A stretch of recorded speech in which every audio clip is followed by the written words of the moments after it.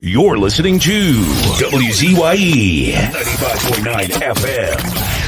You are listening to WZYE 95.9 FM, the most influential name in Caribbean radio in the tri-state area.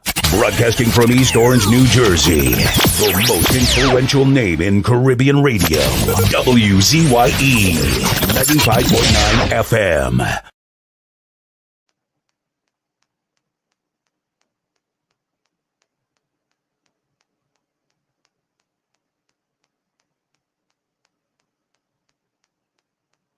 You're listening to WZYE 95.9 FM. You are listening to WZYE 95.9 FM, the most influential name in Caribbean radio in the tri-state area. Broadcasting from East Orange, New Jersey, the most influential name in Caribbean radio, WZYE 95.9 FM. You're listening to WZYE 95.9 FM.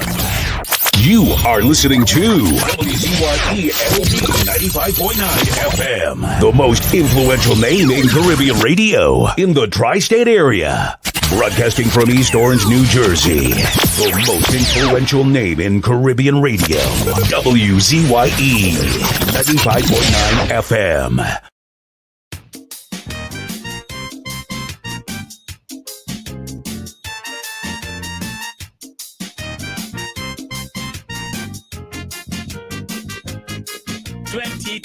While up in China, in a hotel having breakfast, I met up with the professor who created the coronavirus. I said, "Bro, you afraid a tribunal charge you for genocide? Please take heed. My advice to you, find some other planet to hide." He said, "Crazy. What it is mankind really hoping for?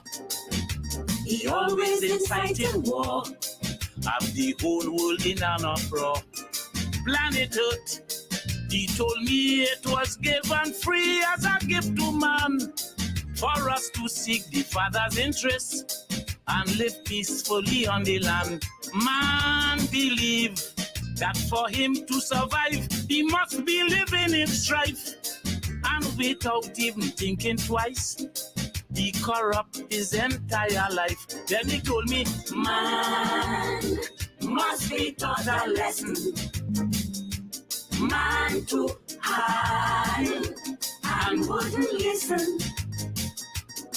While they have church members believing they must have no wealth in this world, and by making the pastor richer, this brings salvation to their soul.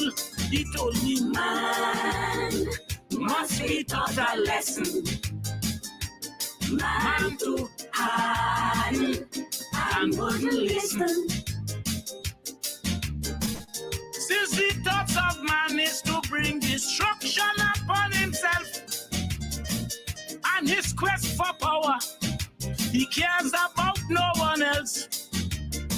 I had to create something beyond man's imagination.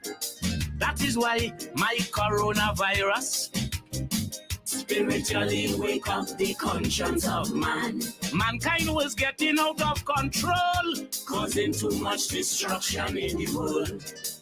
Oh yes, causing too much destruction in the world.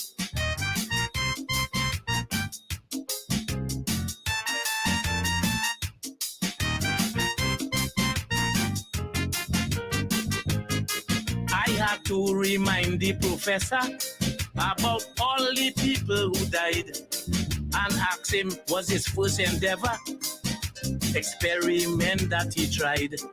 I said, "Bro, how about you giving a worldwide apology? Show remorse to the universe for causing such catastrophe." He said, "Crazy. One of mankind's greatest weakness is greed. A price he must pay indeed in his quest for him to succeed." Then he quote, saying, "The miracle of life is also a gift. By one breath, every creature exists. So why should there be any rift? Man believe that he is a god and he has the right to control. As a shareholder of this world, he must act the creator's role. He told me man must be taught a lesson. Man too hard and wouldn't listen. Man breaking the laws of creation, trying to change up the Father's plan, and giving God an ultimatum to clone a generation.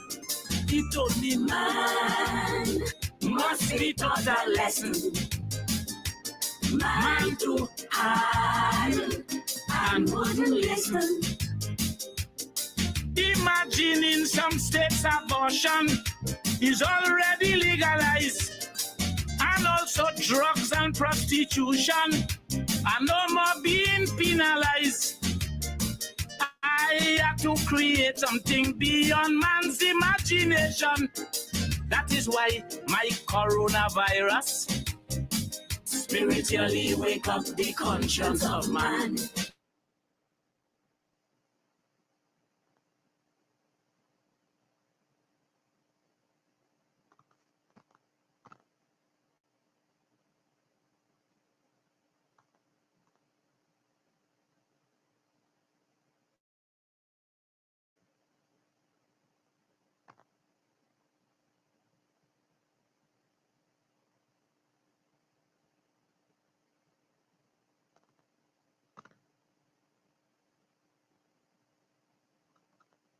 I'm not hearing you, Anselm.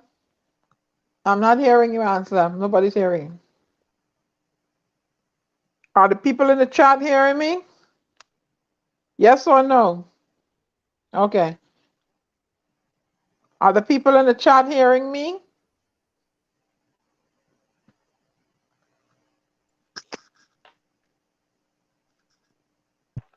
Okay, you hearing me? Now we're hearing something, Anselm. Say something.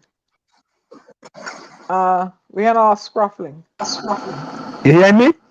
Yes, now, yes. Okay, all right. I was trying something, but I guess it didn't work tonight. Yeah, you PNM, you know. So. Yeah. I was trying to see we could we was gonna try to get WhatsApp tonight, but I guess somehow that did not work. So we had to try something different. Anyway, let me bring in Tommy. Hey Tommy, welcome to In the Village with the Dark Triplets on WZYE 95.9 FM. How you doing, my friend? Tommy? He's having an issue. I'm on mute, Tommy. Not hearing you. Yeah. Okay. Anyway, let's continue along, and let me say a special hello, boy, tonight, boy, to Keisha and Nadia. You know, the first time two people tie, you know. Keisha really? come in at 5:37 and Nadia came in at 5:37. Wow. That's a tie, boy. If you only running a race, only tie, we get a tie, boy. Yeah. But it would be the tie would be broken by seconds. By who? Seconds. No. Might be 5:37:01 and 5:37:02. Nah, we don't break time in the village, man. We getting them tie, you know. We ain't getting them no shirt, and it's only tie. Hey, but look who come to. We didn't believe who come to. I know, I don't see that already. Yeah, he come to. To sticks. You inside, partner. So he's the youngest person in his in the group here. Tell him he's still ain't getting away from the cokie brew. Boy, what are you doing? Hey, look, Vonnie, boy. Vonnie come in. Vonnie almost get fistic and little run on, you know. A little bit again. Oh Lord. Look, Takesha questions for you, boy. You best Takesha have about 15 questions and oh my God. For me? Yep. For whoever coming in. Yeah, but look, fistic done start already. And some play that roll that video. Oh Lord. whoever that emoji is, let the phantom make us start thinking straight about the runoff from the program. She calling out the president and Farris to step down. Oh Lord. You want me to play that video? All right, Oh just Lord. stay right. You don't gonna Rose. Good afternoon, boy. Rose, you inside. What tax? She in Tobago, Rose tell her inside. go and look for your father now. Eh? She in Tobago? Mm-hmm. She said hot. Yeah. You in Roxborough? I don't know where she is, What but did she. Keisha say? Ian Allen talking the standpipe. What the people got with no water? Could you tell Hmm. the Rasta man people need water in the pipe since there's a PNM? Oh wait. The standpipe Keisha, didn't have no water. Keisha, how you know the standpipe Oh. and no water to Keisha? You went and tried to bring water to Keisha? To Hello, Keisha, you Albert. went and tried to bring water from the standpipe? How you know the Oh standpipe and no Lord. water? And Oh Lord. you see how them people wicked? They put that pipe they put that picture from about 25 years ago, right? Where people connect all the holes and things, and they make it look like if people now go and connect the hose to that pipe. You see how it is? And I have a next one for them tonight too. You see how it is? And all you're talking as well. You see how it is? Yeah. All right. Takesha asks, Takesha wants that question tonight, boy. Why isn't the government addressing the murders and crime in a SOE like they only studying COVID and vaccine and pipe? Oh God. Oh What? God. Seven, Oh God. seven, seven murders in the last 24 hours. Oh Another five God. murders.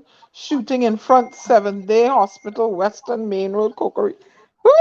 Yeah, boy. Like it's Dodge. Well, gunfight What at city? You gunfight at okay, what? Coral, boy? You okay? What? Cokery, Corral. Talk about it. Yeah, Tommy inside. Tommy. And when I know what going on here. Tommy inside. I don't know mute Tommy mic, but go. I don't even studying them.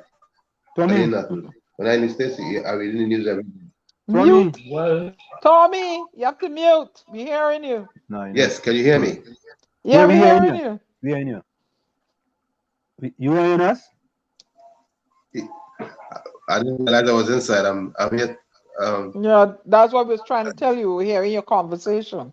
So mute Yeah, your phone if you're not ready to talk. yeah. My connection is bad. I can tell you right now. Hmm. Yeah, I can hear you now. All right, good. Yeah. Takesha said the mortality rate is like the same amount of COVID deaths or more. Oh God. Or some will make news and some wouldn't. So scary. We are Oh in a God. SOE and the government seem to turn a blind eye on crime. Oh God, Takesha, you come out blazing tonight yet. Oh God. Hmm. Oh God. Oh God. Rogata, welcome. Oh God, look at next one by Takesha. Oh what, boy? I feel Takesha. I don't know, boy.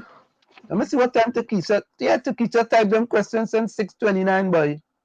Takesha, somebody make you mad today, girl. You're upset today. Hmm.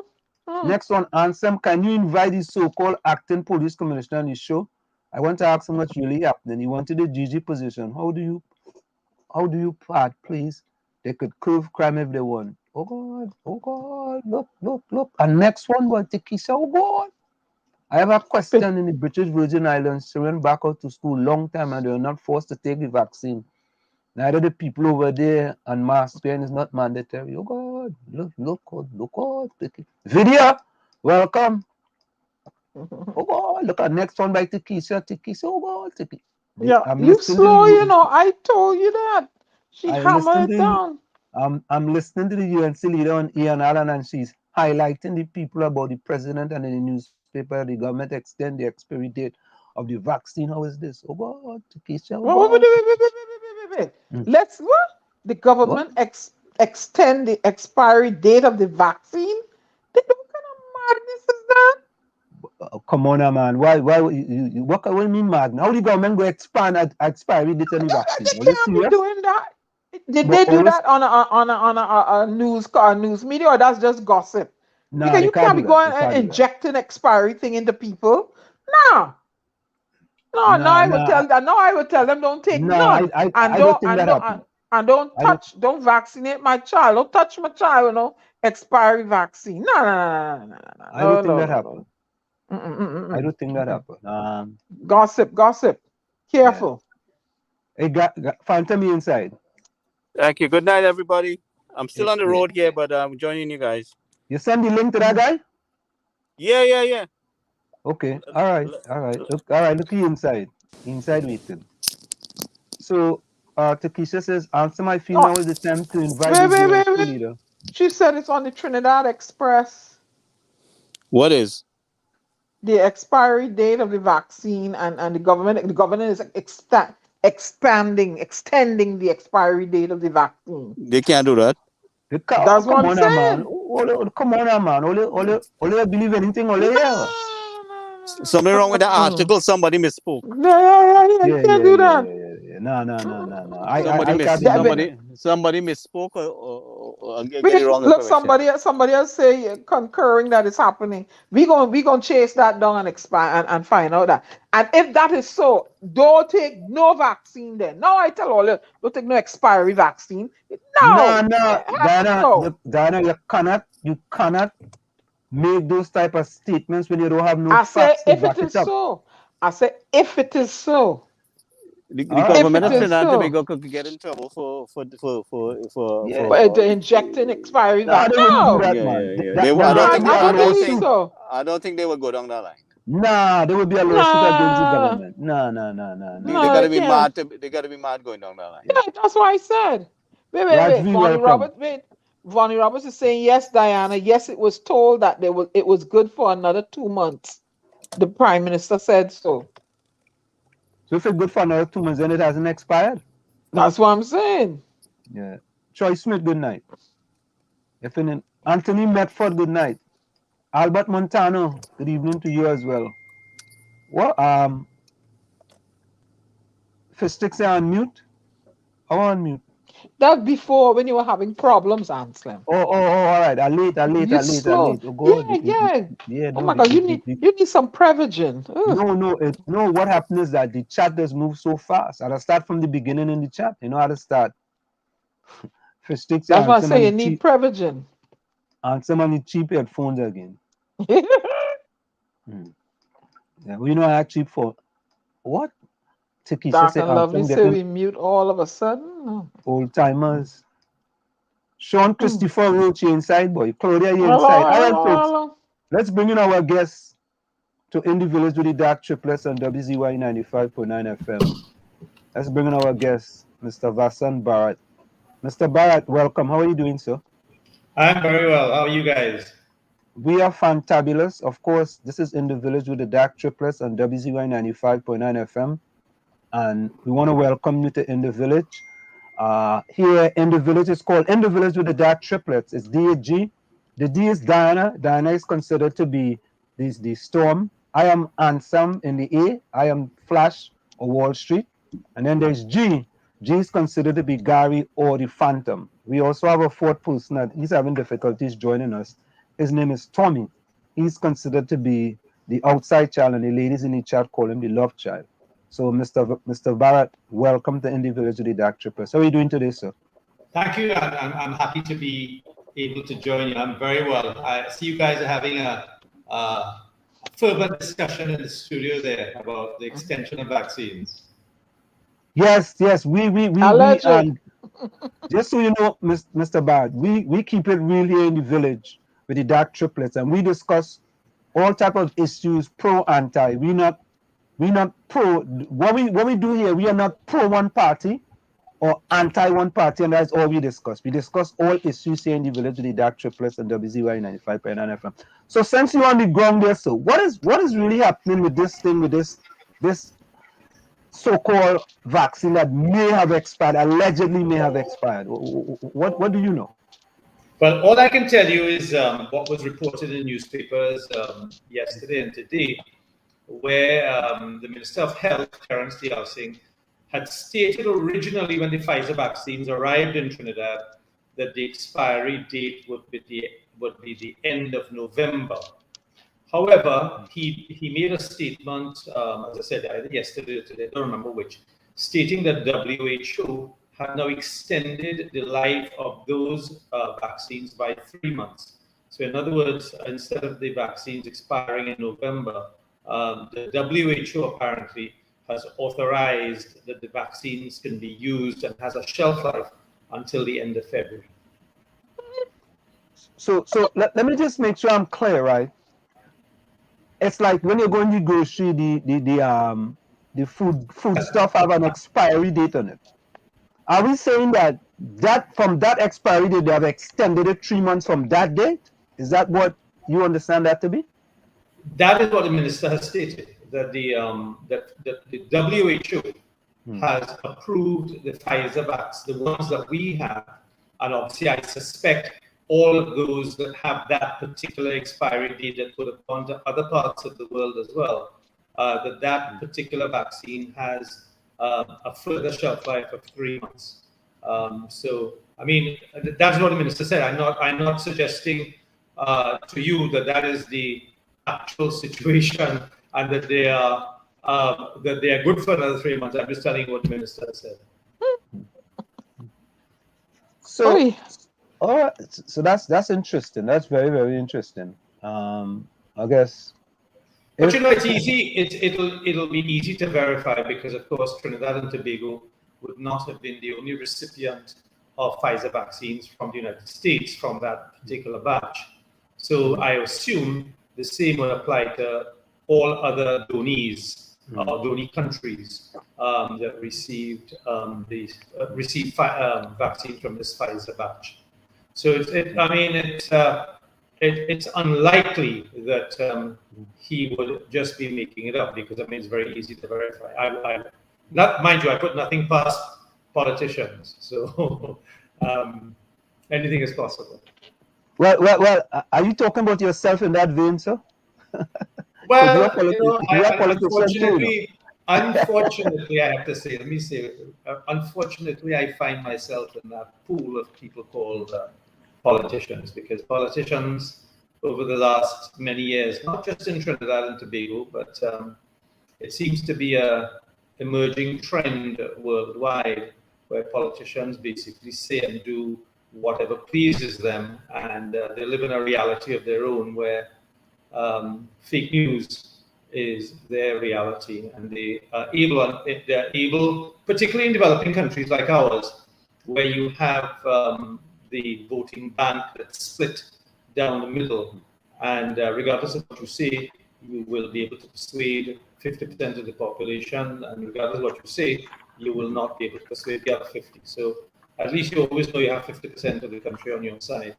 And so therefore, regardless of what you tell them, even though in many instances, I can speak of Trinidad and Tobago in particular, even though in many instances the supporters know that you're not telling them the truth, they are forced, they feel almost compelled to accept it and spin it to the benefit of the party. To me, and then to my mind, to the detriment of the country. But that's where we are at the moment. So Mr. Bharath, with respect to the budget, right? Do you believe that this budget addressed the three main concerns of inflation, welfare, and jobs? Absolutely not. First of all, let me just say that the Minister of Finance had a golden opportunity to what I would call press the reset button for Trinidad and Tobago. Much in the same way that other countries, having gone through this major turbulent period called COVID over the last 18 months to 2 years, have dug deep and understood that there were some underlying fundamental problems in their country prior to COVID. And they took the opportunity with COVID to actually press the reset button and look at what's best for Trinidad and Tobago. So what COVID did in Trinidad and Tobago was it highlighted a lot of deep underlying problems that we knew existed for the longest while, but they were always kind of just kicked down the road or swept under the carpet. So, for example, we've known for many a year that we've been overly dependent on energy for survival. And of course, whenever the price of oil or gas rises on the international markets, our fortunes rise accordingly. And when, of course, it drops, the opposite is true. And so we go through peaks and troughs in our economic cycle. and people call it booms and busts. So we've known that for many years that we've been overly dependent on oil and gas, and when the price of oil and gas, and particularly oil, bottomed out earlier in this year, in fact it went to negative, of course it led to a lot of panic in Trinidad and Tobago. And we talked about diversification for, I don't know, 30, 40 years. But each government comes in, we talk about diversification, and then of course, price of oil goes up again, and then we forget diversification, and then when the price of oil drops again, we start to talk about it again. So that was the first issue that we had to confront. The second issue was, of course, the reality that there's virtually no food security in Trinidad and Tobago. We import about 85% of what we consume. And so therefore, we've known for a long time that we must grow more of our own food. And COVID actually brought that home in real focus, simply because there were a lot of supply chain issues for food coming into Trinidad and Tobago. And so we saw a lot of countries that were hoarding, or let me not use the word hoarding, that's the wrong word. A lot of countries were actually keeping food that they would normally export. They were keeping it for their own populations, and so therefore there was panic in Trinidad and Tobago as to how would we feed ourselves. So that was another issue that that came to the fore as a result of COVID. And the last issue that came to the fore, and these are the three big issues that came to the fore, right? The last one was the inequities in our society that the COVID actually threw up, and that is the inequities in healthcare. So unless you can afford private healthcare in Trinidad and Tobago, and God forbid you have a major medical problem, unfortunately, it's more likely than not that you will not make it, because the queues and the lines and the lack of beds and the lack of medication, the lack of personnel at the healthcare institutions, public health institutions, are not sufficient to take care of all of the citizens of Trinidad and Tobago. So inequities in healthcare, inequities in shelter, just basic homes for shelter. There's 175,000 people on the waiting list for homes, for HDC homes in Trinidad and Tobago. Inequities with regard to people who have been subjected to domestic violence. A lot of domestic violence takes place in Trinidad and Tobago against women and against children. And unfortunately, people being locked up at home during the COVID period exacerbated that problem. And the last area of inequities was the inequities that small and medium-sized enterprises have to bear the burden of, which is access to very little access to funding and access to foreign exchange, access to loans and so on.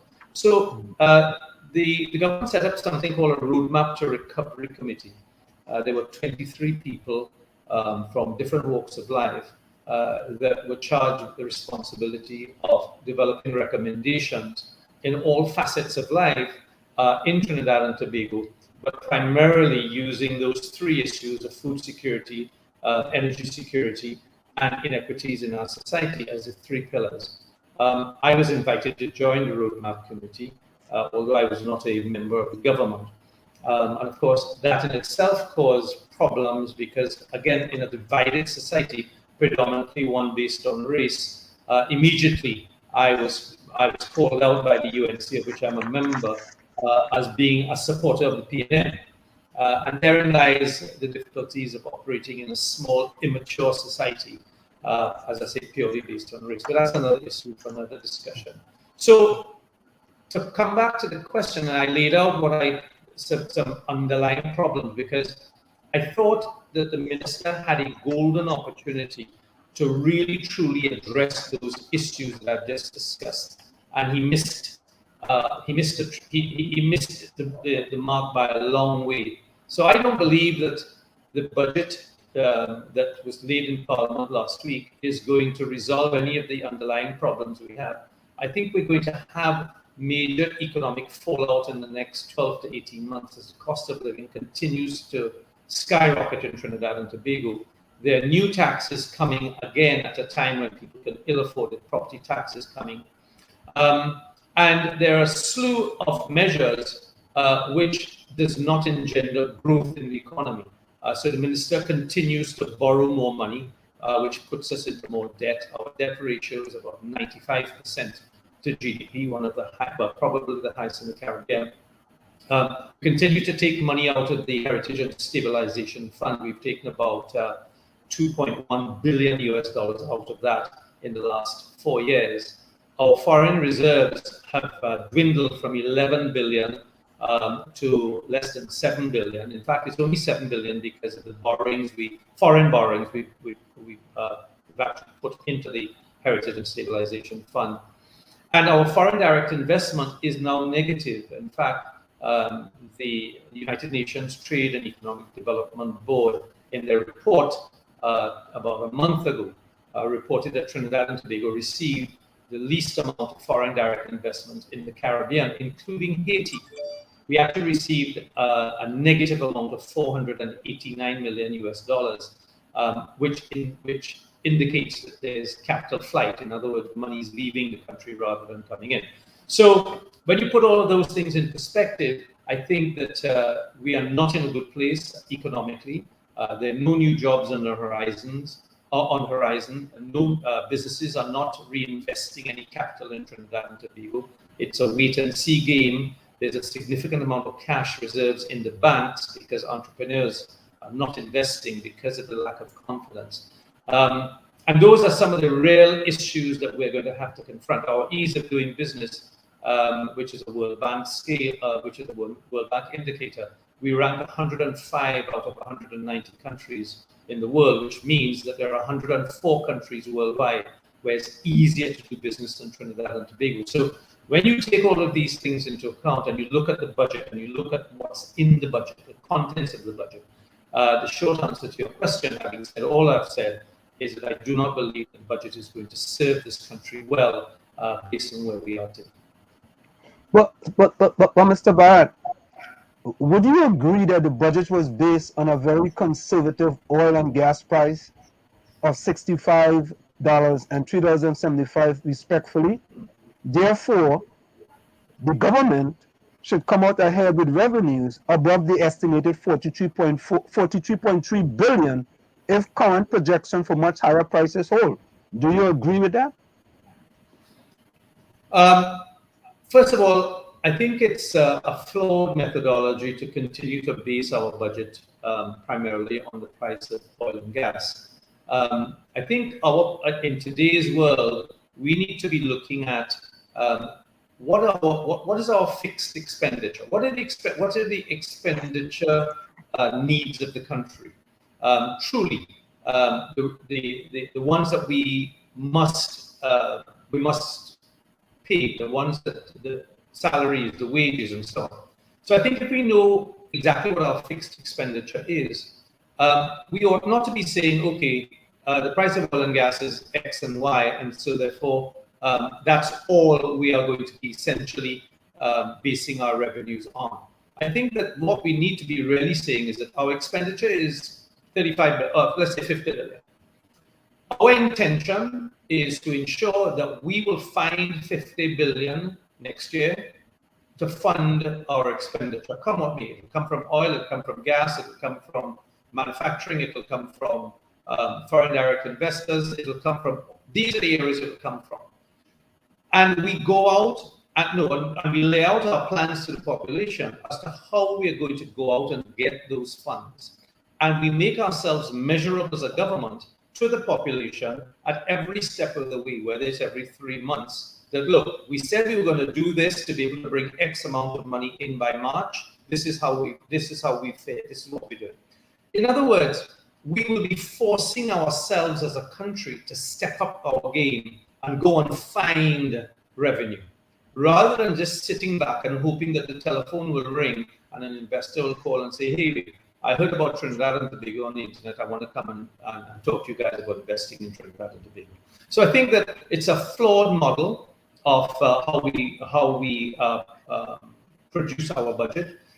With regard to the price of oil and gas, I think that he's pitched the price of oil too high. It's temporarily, as we know, too high, you think? too high? I'm sorry? You said too high at I think he's. 65 and $2.75? I think that the price of oil is at a temporary high because of all of the issues of coming out of COVID at this point in time. I don't see next year at this time, based on what was happening prior, what was prevalent before COVID, was that the world was moving away from fossil fuels. The world was moving towards renewable energy, towards hydrogen, towards solar energy. The world, the United States and other countries, Russia and other countries, had invested very heavily in shale oil and gas. The United States is now completely, in fact, they are exporters of oil and gas today, whereas previously they were importers. So I don't think that we can rely on the price of oil staying at, in the mid 60s or high 60s for beyond the Christmas period. So I think it's too high. I think he's pitched it too high. Okay. So Mr. Bharath, you said about you find it should be different, and the government shouldn't base their budget on oil and gas prices, right? But when you were Minister of Trade, only, right? When you were Minister of Trade, Industry, Investment, and Communication, did you make that same suggestion to your party at the time that you were there? Because they did the same thing, didn't they? Of course. And at the end of the day, there are many mistakes. I'm not suggesting this is a particular mistake, but we've got to realize that we're in different times. And this is the reason why I said that countries have an opportunity now, post-COVID. There are many things that have come up in the last 18 months that were either not as relevant or not relevant at all 18 months ago. But what has happened is that the pandemic has forced us to be able to rethink our future and how we do things differently. How many people thought 18 months ago that so many people would want to work from home? Okay, how many people? There's so many things now that are happening that 18 months ago we never thought possible, or we would have resisted it. So I'm of course, in hindsight, I'm thinking, yes, maybe it was even relevant then, but certainly now it's far more relevant when we need to start to rethink our future and how are we going to position ourselves in this new world that confronts us. So, Mr. Bhatt, what is the current status of the Roadmap to Recovery Committee? Is it still in existence? Has it been abandoned? What is the status? Well, no. Remember that the Roadmap to Recovery Committee had a shelf life, which was essentially to chart a course of how the recovery would take place and over what period it would take place. So those recommendations were made about a year ago. And also remember, guys, that when the Roadmap to Recovery Committee was formed, nobody knew how long the COVID period would extend for. Nobody knew whether it was going to be 3 months, 6 months, a year, but of course it's still going on now. And nobody understood at the time that the health fallout, sorry, I'm just going to close this up. The fallout from the health sector, from a health perspective, was going to be as dire as it has been worldwide. Nobody even then expected, of course, there would be variants on the COVID-19 issue. So all of these things are unknowns, and of course you have to deal with them. We deal with them as they come up. So the Roadmap to Committee recommendations are still very valid. The committee last met probably, I think earlier this year, really was with a view to understanding how much of the recommendations had actually been initiated. I have to tell you, I'm disappointed that not many of the recommendations have been disappointed. And I've been very public in my comments with regard to the fact that, I lamented the fact that many of very few of the recommendations have been put in place or even started. And I've said publicly that what the government needed to have done was, in addition to handling the health pandemic, which of course was a necessity, they also had to train a team of people who could actually restart the economy and look at the economy in the same level of depth that they were looking at the health issues. And they didn't do that. And of course, we now find ourselves in a situation where many businesses have closed, never to reopen. We find ourselves in a situation where, unfortunately, many people have been sent home and are unlikely to find jobs because we haven't created new opportunities either. And we find ourselves in a situation where, because we've not restarted our economy on time or in a speedy fashion, foreign direct investors are looking elsewhere to put their investment dollars other than Trinidad and Tobago. So the recommendations are still very valid in all the fields, in the fields of construction, in the fields of finance and agriculture, in healthcare, in sport. They're all very relevant still. It's really a question of implementation. Unfortunately, as it is the case in many developing countries, and Trinidad is a prime example, the bureaucracy gets in the way. And this is why I've recommended, again, that implementation teams be set up separate and apart from the ministries. Because if these programs are put in the hands of the ministers and the ministries, unfortunately, they will, in my opinion, not the light of day as quickly as they ought to, because they'll get bogged down in the bureaucracy of running ministry. So, Mr. Bharath, here's a question from the chat, right? We also people in the chat giving us questions. It said, Mr. Bharath, what are your plans for this country if you get a chance to become the UNC leader or prime minister one day? Well, I think the first thing is we've got to unite our people, and we've got to unite our people around a common purpose. And that purpose really is creating a prosperous Trinidad and Tobago, and creating a country where all of the resources of this country, human resources, material resources, are equally distributed and shared by all citizens of Trinidad and Tobago, regardless of race, regardless of gender, and without corruption, bias, and nepotism. But at the same time, also creating strong institutions. Because you see, it is the institutions that deliver the goods and services to the people. Politicians come and politicians go.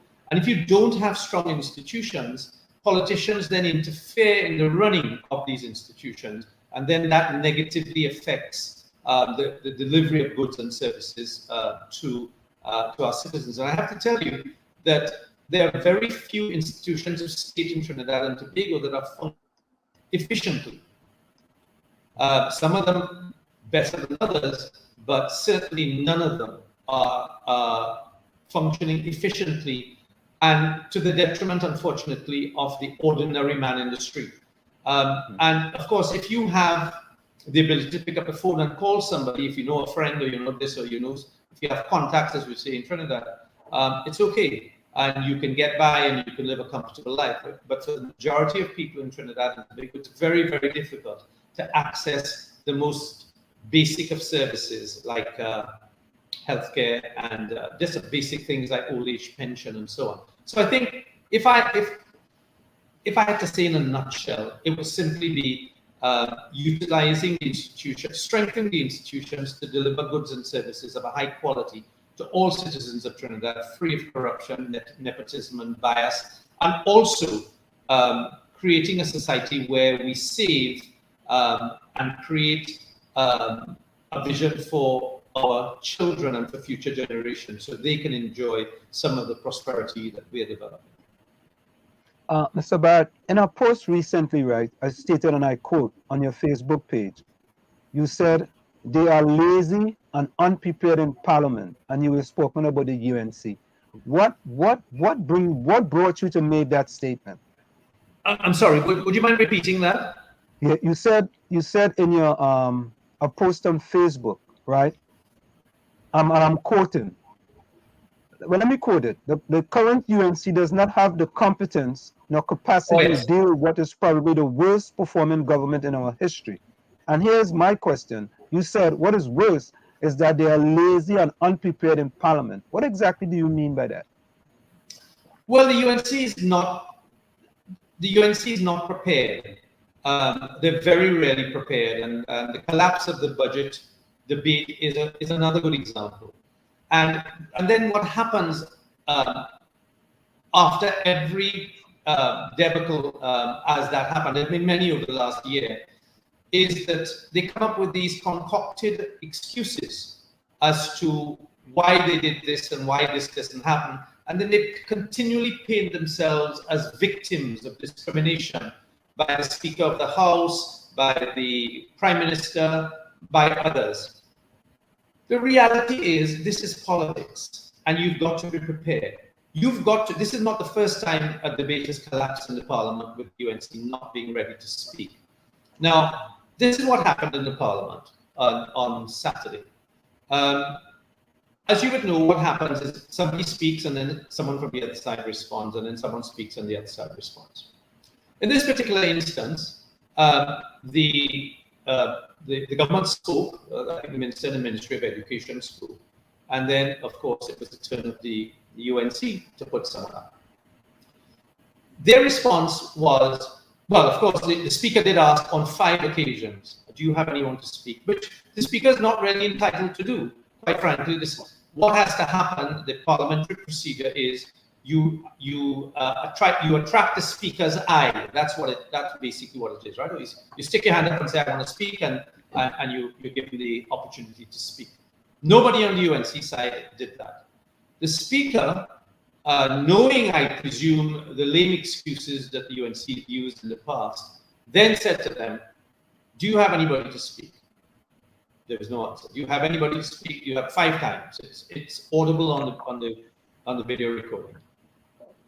Nobody stood up to speak, and of course, as a direct result, the Minister of Finance stood up and wound up his debate. Now, this is politics. The government doesn't really want to account to the population. The government doesn't want to stay there for 5 days and have to listen to the criticism that they genuinely deserve from the other side. So it's in their interest to wind up. This is politics. This is not a tea party. This is not friends in Parliament, going and have a drink afterwards. This is the people's business. So if it is that nobody stood up, or if it is that the PNM did not put somebody up, it is incumbent on the opposition to stand up and speak, and it's nonsensical to suggest that because they didn't put up any of their big speakers, you were saving your heavy hitters to respond to them. Well, if they didn't put any speakers, because at the end of the day, the government has the opportunity to send their ministers into the upper house to debate. They can say what they want in the upper house. They can read their speeches in the upper house. They don't have to do it, and UNC should know that. But the UNC got caught with their pants down. But the reality is, if the government refused to put up their heavy hitters, you have an opportunity in every ministry that you have a shadow minister. You have a shadow minister in agriculture. You have a shadow minister in national security. You have a shadow minister of health, of education, of sport. You have shadow ministers in all of the ministries. Why didn't those people get up and start to talk about the flaws in the health sector, the mistakes that the minister and the ministry has made? Why didn't they get up and give their solutions to what ought to be done? The budget debate in the Parliament is singularly the most important debate for the year. Everybody listens to the debate, and if it's one debate that the media carries in its entirety, is the budget debate. So here you had a golden opportunity to criticize the government in each of the areas that you have either expertise or you're shadowing, and to propose your own solutions for the country so that the country can see truly you are the government in waiting. The problem is that they were caught with their pants down. They didn't know what to do. They were waiting on instructions from the political leader who was communicating by telephone. They didn't get the instructions in time. She was not in the house, and the entire thing fell apart again. And then, of course, they came with the lame excuse subsequently that they were waiting on the heavy hitters to come. It's a poor excuse. And the reality is that they're letting forget their supporters, because their supporters will support them come what may. But they're letting the country down in a time when the country needs a strong opposition. And that is my problem with the opposition. So, Mr. Barrett, don't you think that so you said, right, that, and I'm quoting now, the UNC is now reduced to a cult. And I want to say, you, Mr. Barrett, is the same person who was running to be leadership of that party. So when you were running to leadership, you were running to be the leadership of a cult, or has the UNC become a cult since you were not elected to be leader of the party? No, the UNC has become a cult because the leader has surrounded herself with a set of yes men and yes women who would basically toe a line regardless of what she says. There's nobody in there who will venture an opinion. Nobody. So essentially, she's surrounded herself deliberately in the last 12 months with a group of people. She's gotten rid of all of the strong people. Well, that much she didn't get rid of me. I decided to step aside because I could not be part of mediocrity. But she got Are you rid still of a UNC? Are you still, Mr. Barrett, are you still a UNC? Are you still a supporter of the UNC? I'm still a member of the party. But So you there's had a nothing support- wrong. Let me just say this. There is nothing wrong with the organization. What is wrong is the leadership of the party has taken it down a road. But the party is an organization like any party. It's like the West Indies team. The West Indies team will either perform well or not, depending on the players you have and the manager that you have. If it's performing poorly and you suddenly get some Laras and Chandapauls and Clive Lloyds and Bill Richards and that kind of caliber of people, suddenly the West Indies team is a high-performing team.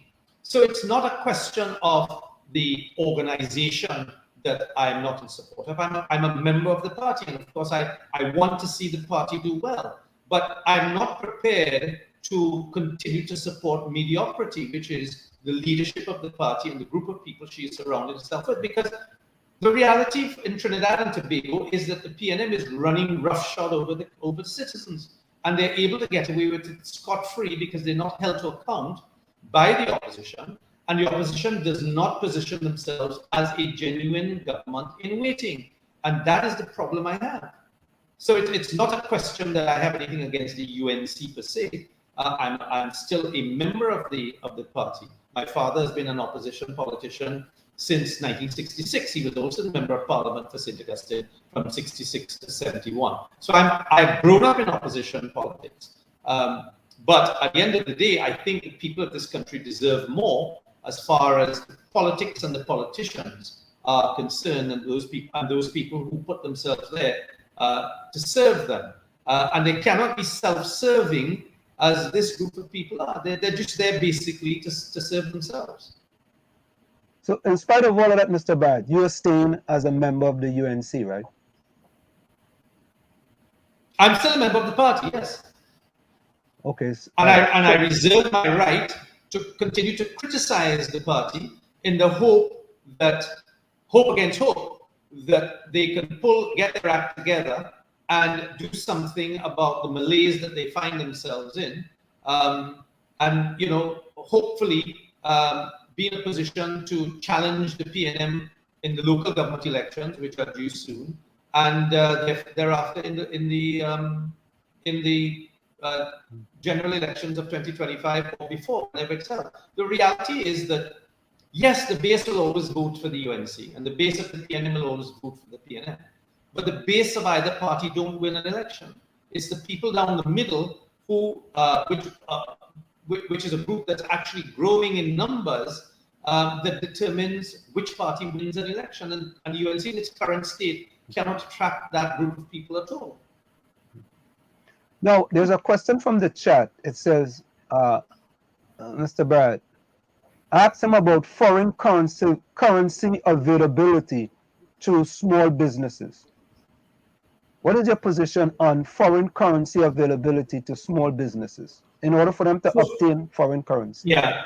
So foreign currency is only made available, of course, in Trinidad and Tobago based on taxes paid by those companies operating in the energy sector, and secondly, by interventions made by the Central Bank of Trinidad and Tobago that occasionally puts money well, actually on a monthly basis, will put foreign exchange into the banking system. One of the recommendations I've made as part of my budget proposals, which I put out publicly and was published in a couple of the newspapers yesterday or the day before, is that the banks should be mandated by the central bank that a certain portion of their foreign exchange that is being given by the central bank must be set aside on a guaranteed basis for small and medium-sized enterprises. Now, what currently happens in Trinidad is that because of the relationship that large organizations have with the banks, the CEO of the large organization or the owner of the large organization can pick up the phone and he has a one-on-one relationship with the bank manager and says, look, I need $100,000. And because of the leverage that the organization has with the bank, more or less the large organization will get what it requires. It then leaves the small and medium-sized enterprise in Trinidad to scramble to get what's left. And many of them, foreign exchange for many of them is the lifeblood of their business. They will not survive without access to foreign exchange. And let me put in context for the person who asked the question and for your other listeners. Prior to COVID, there were over 20,000 SMEs operating in Trinidad, employing over 200,000 people, making a contribution to GDP of about just over 28%. Now, there is huge capacity for SMEs in Trinidad and Tobago to grow beyond that and to get to a point where they represent maybe 40% of our GDP. But to do that, there has to be emphasis on helping them. So not just foreign exchange, but access to loans at preferential rates. And the government has to make a decision, a concerted effort, and a specific decision that we are going to support SMEs for the next 5 years. For the next 5 years, we are going to concentrate on SMEs because we know and we accept that they can be a major boost to create economic activity in Trinidad and Tobago. And to do that, we are going to ensure that, again, that the central bank mandates the commercial banks in Trinidad, which they can do, to set aside a guaranteed portion, let's say 20% of their loan portfolio, to be given to small and medium-sized enterprises. And I think if we start to do that and focus on SMEs and do away with these pie-in-the-sky plans that sounds nice in a budget debate and be very focused on how we want to help SMEs, then I think we can. So, Mr. Bharath, just stick and stay 1 minute. We got to go for a quick station identification. It's In the Village with the Dark Triplets and WZYE 95.9 FM. We come to you every Tuesday, Thursday, and Saturday from 7 to 9 p.m. Stick and stay, don't go nowhere. Right back after this short station identification. You're listening to WZYE 95.9 FM. You are listening to WZYE 95.9 FM, the most influential name in Caribbean radio in the tri-state area. Broadcasting from East Orange, New Jersey, the most influential name in Caribbean radio, WZYE 95.9 FM. We are back at you. It's In the Village with the Dark Triplets and WZYE 95.9 FM. We come to you every Tuesday, Thursday, and Saturday from 7 to 9 p.m. That's Tuesday, Thursday, and Saturday from 7 to 9 p.m. Diana, Tommy, and Gary, anytime you guys want to jump in, please jump in. Mr. Bharath, would you consider yourself the most hated UNC member in Trinidad and Tobago today? Well, if I'm not the most hated, I guess I'm close. I'm running a close second, I assume. But it doesn't bother me. You see, I've reached a stage in life where I want the country to be the best that it can. I want young people to stay in Trinidad and Tobago and not leave Trinidad and Tobago and go abroad to build a life and to build a career. I want older citizens in Trinidad to enjoy their last years in Trinidad and Tobago. I want this place to be the paradise it can be. And so therefore, if that's the case, I can't accept mediocrity, and I can't certainly be part of mediocrity. I will always strive to be the best that I can and to deliver the best possible results that I can. And I've worked all over the world. I was head of global marketing with Gulf Oil, one of the largest oil companies in the world. I was European general manager at Thomas Cook, then the largest issuer of travelers checks and one of the largest airline companies in the world. I've worked in places as far out as India. I've worked in most of the South American countries. I've worked in Australia. I've worked in Brazil. I've worked in most parts of the world. And I've always worked with organizations that have excelled. They may not have excelled initially, but we were able, together with, I never say I do this on my own. I always want the best team of people around me. And so therefore, if you can attract the best talent around you, I think that the outcome is always going to be positive. If you surround yourself with the worst talent and the only opinion that matters is your own, then the outcome is what the outcome is, as you see with the UNC at the moment. So Mr. Bharath, just before you go, do you believe you have lost all opportunity to become leader of the UNC? I mean, it's irrelevant whether I become the leader of the UNC at the end of the day. Whether it's me or whether it's somebody else, what is confronting us is that the current leader can no longer be the leader. That's the reality that confronts us, because being in politics really must lead to being in government. No one wants to stay in opposition for life. We've been in opposition now when I say we, the UNC's been in opposition now for since 2015. There have been several elections, by-elections and local government elections since 2015. In fact, since 2010, since Mrs. Bicester became leader of the party in 2010 and then Prime Minister. There have been several elections, by-elections, and I said local government elections. And I think at last count, the party has lost maybe 11 or 12 on the trot. But Mr. Bharath, I just want to jump in there. If we are being factual, right, they have increased their regional corporation, right? In the last election, the 2020 election, they got one additional seat. So I know they lost, but I mean, they gained by gaining additional corporation and additional seat. Don't you consider that to be but that is in the face of the worst performing government this country's ever seen. This government put this country through 5 years of negative growth, 5 years of deficit financing, continued raiding of the Heritage and Stabilization Fund. They took the debt from 47% of GDP to 85% of GDP. They shut down Petrotrin. Several private sector companies went out of business. Thousands of people went on the breadline. That was the basis on which the 2015 election was fought. And we lost. We lost an election that was there for the winning. And if the UNC could not win that election, then I don't think they can win any election. And last thing, Mr. Bharath, lost several elections leading up to that. So the fact that that in Trinidad and Tobago it's first past the post, whether you win by 1 vote or whether you win by 100,000 votes, it comes down to one. The UNC in 2015 lost over 120,000 votes from 2010. So I have a question. Go ahead, Anna. Yes, Mr. Bharath, this is Diana. Hi, Diana. Your thoughts on the Tobago issue? With regard to what?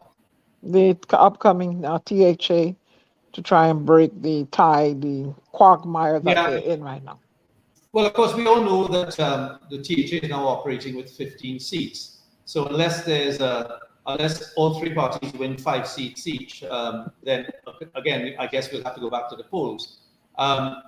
But I suspect it's unlikely that the new party, led by Dr. Soyafat, is going to get 5 seats. We don't know. I mean, I'm just saying, based on the fact that it's a brand new organization and so on. But clearly, the PNM has the upper hand because a budget has just been read, which has delivered more money to Tobago than Tobago has ever received. Clearly, the issue that created a great deal of angst with Tobagonians, which was the issue of the sea bridge, has now been resolved to a large extent. So, of course, as you guys all know, Trinidadian and Tobagonians, we have a 7-day memory on everything. So we get on badly for a few days, and then it just kind of is erased from our memories. We forget about it. So all of the issues that were raised with regard to the sea bridge, I think if you went to Tobago today, you will find that a lot of that is no longer on the front burner. And then you also have a situation which is a lot of people in Tobago have not been vaccinated because they have been urged by the leader of the PDP, Mr. Duke, not to become vaccinated. And so you may find that a lot of those people may choose not to come out to vote. I don't know. I mean, I can't say it, but it may be a factor because of the fact that obviously if you're coming out to vote and everybody's kind of bunched up together and interacting and so on, the opportunity of COVID being passed on might be quite significant. So those are some of the issues. So I think that the PNM has a distinct advantage. I'm told, based on what I have no verification of this, but I've been told that some of the boundaries may have been managed in such a way that it gives the PNM an advantage. I don't know how true that is. That's been a matter that's been debated in the Parliament, and of course back and forth between the two parties, the UNC and the PNM. But at the end of the day, really and truly, politics is about romancing the population and making them feel that they have a place in your organization, and your organization represents what they believe is going to provide the future for them that they see and they want. But Mr. Bharath, under the acrimony that exists now, as far as the COVID and the unemployment and Tobago's economy, part of it runs on tourism, because when you go there, you want to go to the beach, you want to go out on a night somewhere, have a dinner, you want to hang out, drink a beer, shake a leg, and that is not going on right now. So, and with that situation in the backdrop, and Tobagonians feeling a sense of angst, why don't you think that they maybe just be ready for a change? Yeah, but you see, you have to, again, people are a lot more enlightened today than they may have been 5 or 10 or 15 years ago. Most people have access to the internet. Most people understand what's going on in the rest of the world. Most people's expectations are higher than it was for themselves, are higher than what it may have been 5 or 10 years ago. So what you have in Tobago is a situation where, and let me first of all agree with you, I don't think enough was laid out with regard to a tourism plan for Tobago, because I've said in my budget response that what differentiates us in Trinidad or Tobago, what differentiates Tobago from other destinations that has sun and sand and sea? So I don't think we've done that hard work. We are a country where we are all about instant gratification, and we kick the can down the road with regard to the hard work to the next generation. So we haven't done that hard work to understand what our tourism product is. But the point I'm making to you is that there's going to be money flowing into Tobago through the budget that was just read in Parliament over the next few months, and that will definitely flow into the hands of people. And I must also remind you that possibly over 60% of the working population in Tobago is employed by the THA. And, well, we know who runs the THA. So, so again, people's jobs are dependent to a large extent on the THA in Tobago. And so that also will sit at the back of their minds that, they've got to make, as far as they're concerned, they have to make the decision that may tilt the balance in the favor of PNM.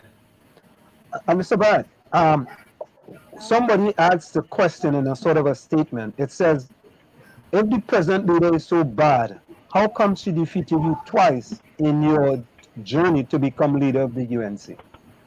Yeah, and she'll continue to defeat me and anybody else who challenges because the entire electoral system is flawed. So, for just to give you a good example, Is it flawed or rigged? Is it flawed or rigged? Flawed well, it's and rigged. Let me be honest, it's rigged. It's rigged? It's rigged because the opposition or the political leader determines who the elections committee is, who the members of that committee is.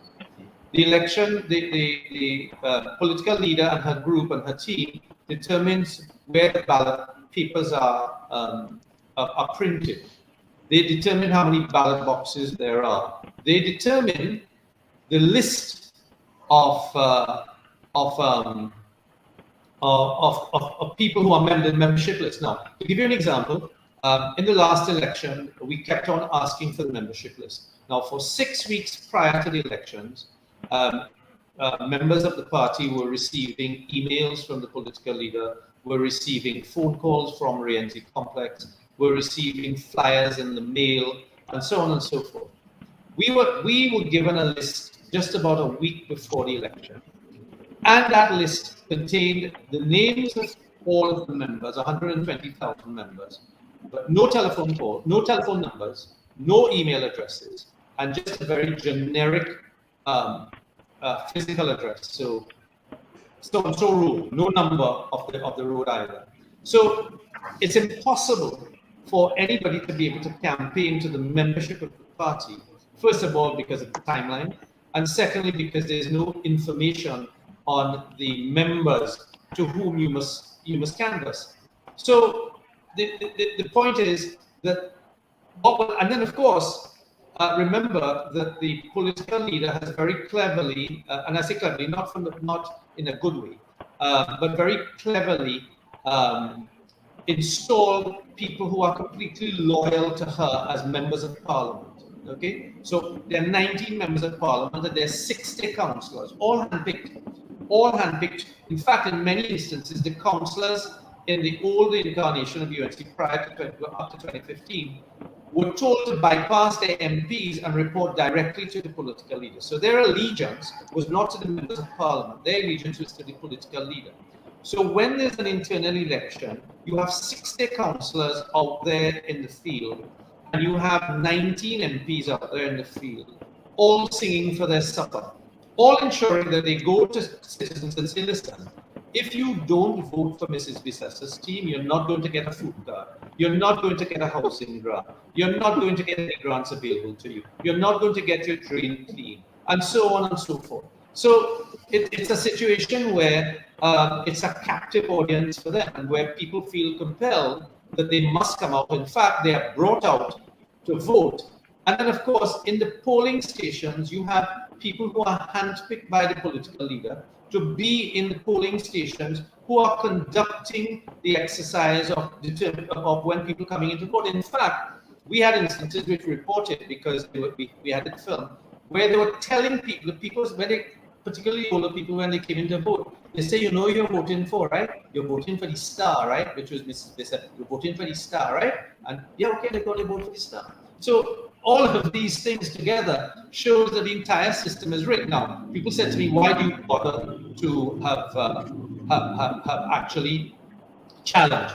Well, the reality is that it's impossible for someone like myself to just stay quiet and do nothing if I intend to continue to be part of the organization, because it pains me to see where this party has reached after a short period of 10 years. I mean, from the time Mrs. Bissessa took over in 2010 to where it is today, and it continues to decline, because, as I said before, it has just basically become a cult to support the political leader as long as she wishes to stay in office, which, from all intents and purposes, is well, until that time has come when she's called to a higher place. So Mr. Bharath, before you go, right, we always ask all our guests, if you had to send a message to the Prime Minister of Trinidad and Tobago, Dr. Keith Christopher Rowley, what would your message to the Prime Minister of Trinidad and Tobago, Dr. Keith Rowley? My message to him would be, keep on doing what you're doing, because doing what you're doing will keep you as Prime Minister and your party in office. Because once you have an opposition as weak and as poor as the one we have, he will continue to be there. I can't fault the Prime Minister. It is human nature that we will always do what we can once we can get away with it. You initially push the envelope, you get away with it. You push the envelope a little bit more, you get away with it. And then, of course, the other side is seen as whining all the time, and they're continued victims. And so, of course, you continue to push the envelope. And then what happens is when a large portion of the population find the UNC to continually be whining and calling themselves victims and so on, the population themselves loses hope that the UNC can do anything for them. So Dr. Rowley's rhetoric and narrative becomes reality for most people because they don't have an option. And that is politics. So, Mr. Bharath, we wanna actually thank you so much for taking the time to join us. All right. Any closing words before you go? No, I think that the present situation in Trinidad and Tobago is not irredeemable. I think that there are a lot of people like myself who are looking on. Unfortunately, most of them at this point in time have chosen not to become involved. But I think it's only a matter of time before good, decent, law-abiding people in Trinidad and Tobago starts to get involved in halting the slide that we're definitely facing. And because they're going to look down the road and realize that this is not going to be a place that their children can live. And there are many examples across the world. I worked in Venezuela 30 years ago, and nobody would have thought that Venezuela 30 years ago would be what Venezuela is today. In the 1950s, you guys may not know that Venezuela was the fourth wealthiest country in the world. Right? So look at where they are today. Look at where Haiti is today. And it's because of politics and politicians that these countries have been ruined. I think we have too many smart people in Trinidad and Tobago, and too many smart people living outside of Trinidad and Tobago who want to see the welfare of this country succeed, and they want to see Trinidad and Tobago prosper. And I think it's only a matter of time before these good people get together and root out the evil that pervades both sides of the red and yellow. And Mr. Bharath, although I I just said, want to say something here. go ahead. I'm still on the road here, so I couldn't jump in too much. But anyway, I hope, Mr. Bharath, thank you first of all for joining us, taking the time. I hope that the people in Trinidad and Tobago don't take too long to jump in and make a difference of what's taking place, because the country is heading down a very slippery slope at a high speed. And it seems to me it's very detrimental to wait any longer to try to do anything. So I would hope to see, and I would like to encourage some kind of course of action to restrain the direction the country is going into. Gary, well, sorry, go ahead, sir. The more it hurts and the quicker it hits home is when people are actually going to start to get involved. When they're actually going to get up and stand up, when the 1% begins to feel the burn, they're going to turn to Dr. Rowley and say, hey, what's going on here? Fix this. The 1% is who's going to change the path of Trinidad and Tobago. That's just my uneconomic point of view. Well, I'm hoping that the 99% rise up, because we are the majority. I'm hoping that the 99% rise up. Ain't got nothing to do with that, Gary. Ain't got nothing to do with 1%. When you interfere with the 1% money, then they're going to start acting crazier than the 99%. Remember the poet told you so, eh? All right, good. So, Mr. Bharath, last thing, and one last question from the chat is that somebody says, I want to know why our inflation rate is on an incline. What would you do? What is on an incline? An inflation rate is on an incline. What would you do? On an incline or a decline? Well, I thought it was an okay. incline. So let me tell you what's happening with the inflation rate in Trinidad and Tobago. The inflation rate in Trinidad and Tobago, headline inflation rate is less than 2%. Now, people may say that's excellent because, or the minister may take credit for it on the basis that he's implemented great economic policy. That's not the reality. The reality is that inflation is at less than 2% because there's no economic activity taking place in Trinidad and Tobago. If you look at developed countries, you will see that they actually plan for inflation. They say, look, we want inflation of 3% this year or 4% because because that would indicate a level of growth in the economy. Right now, unfortunately, what's going to cause inflation to rise is food price inflation because of the cost of imported food, because of the cost of additional freight to bring those food in, and because of supply chain constraints across the globe. So the cost of living because of food is going to go up significantly in the next few months. Mr. Barrett, I hear you complimenting the party, right? But the way they treated stranded nationals, during this pandemic, you agree with that treatment? To lock them out and basically exile them, and they have to file an exemption in order to come back to their own country. You agree with that? No, I don't believe. I don't believe that it was the right course of action. I think it was a knee-jerk reaction to the situation because no other country banned its nationals from coming in. So I think that was a flawed policy that unfortunately redounded negatively on a lot of citizens and forced a lot of our citizens into hardship across the world. And let's be honest, there weren't that many because we could have determined which were the ones that were genuinely stuck outside and which were the ones that were living abroad who suddenly wanted to come back. And I mean, to be fair, I would have given preference clearly to the ones who were genuinely abroad, either on business, for medical attention, or on holiday even, and had no intentions of staying out there to live. And it couldn't have been more than a couple of thousand people, and they could have been brought back easily with all of the hullabaloo that took place, that caused a lot of hardship, and a lot of people actually died outside of Trinidad and Tobago when Trinidad and Tobago was their home, and they had to be buried abroad and could not be brought back. And I think that's a real shame that we're gonna have it's gonna be a long time before we can forget that.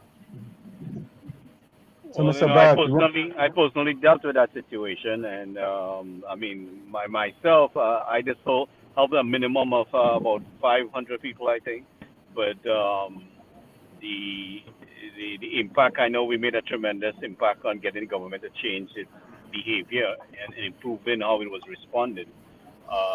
Diana was involved in helping me financially sustain some of our citizens, and we had many other sisters that jumped in because we couldn't reason with this government.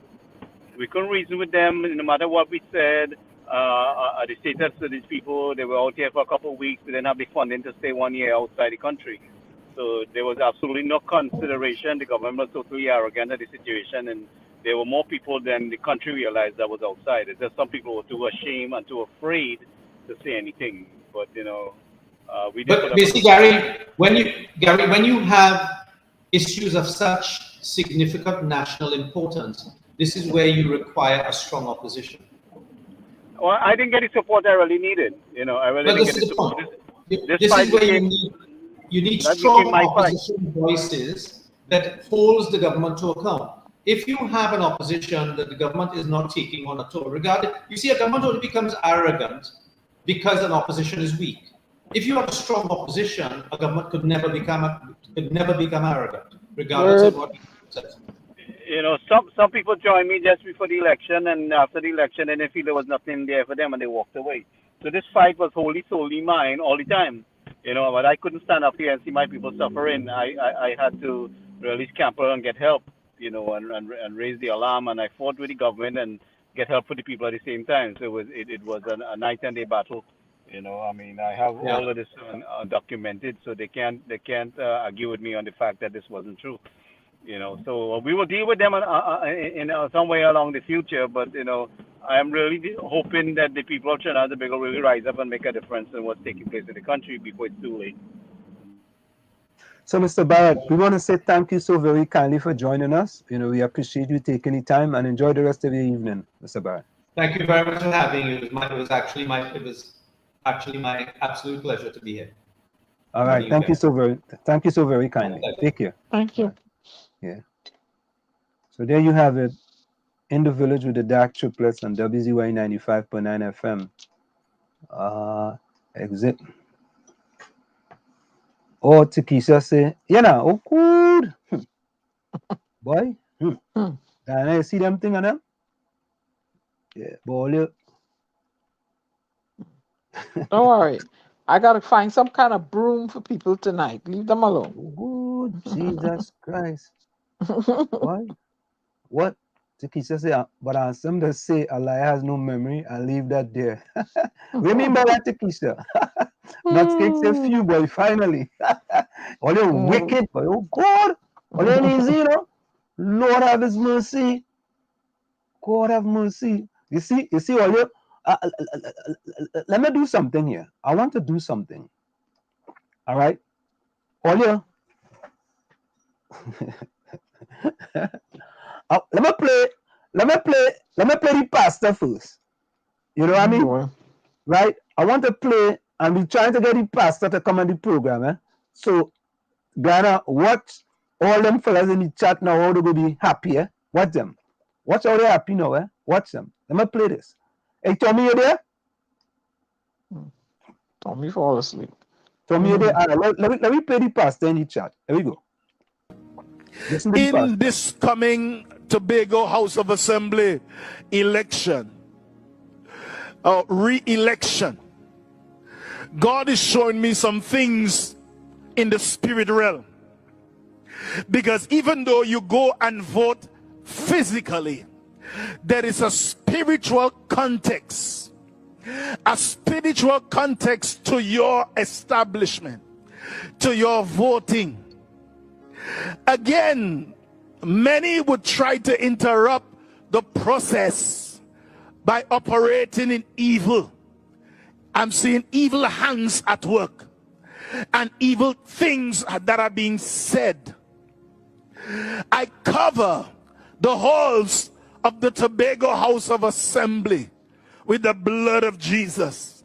The steps of the Tobago House of Assembly, I think one is a step on the left and a step on the right, and there's a platform at the base of these steps. I asked the angels of God to stand there. I asked 2 angels to stand in the top bracket platform of the Tobago House of Assembly. I pray now in the name of Jesus that the gates of hell shall not prevail in that election. I pray that the people of Tobago would not suffer. I pray, oh God, that in the name of Jesus, that the eyes of the Lord will go through and fro in Tobago in the name of Jesus. That every ism and schism, every plot of witchcraft shall fall to naught. In Jesus' name, I prophesy strength. I prophesy grace to those voters. I pray that who God has to be elected to serve Tobago and the people of Tobago in the covering of Trinidad, that they will be free of oppression and free of trouble and free of confusion and free of manipulation. That's a key word. A spirit of manipulation. In the Tobago House of Assembly, I prophesy because my eyes are seeing things. My eyes are seeing things on the desks and on. Oh, Lord. I don't know what to say. You know what I mean? But no comment. But that is the pastor. You know no what I mean? Comment. That is the pastor. Yeah, Rajvi boy, amen. Yeah, but look at next one. You go like this one. I know them, Diana. Nuts cake and breadstick and Vonnie Roberts and Nadia Mongol and little one Horner. Let me call him. I don't call the name. Like your nuts cake.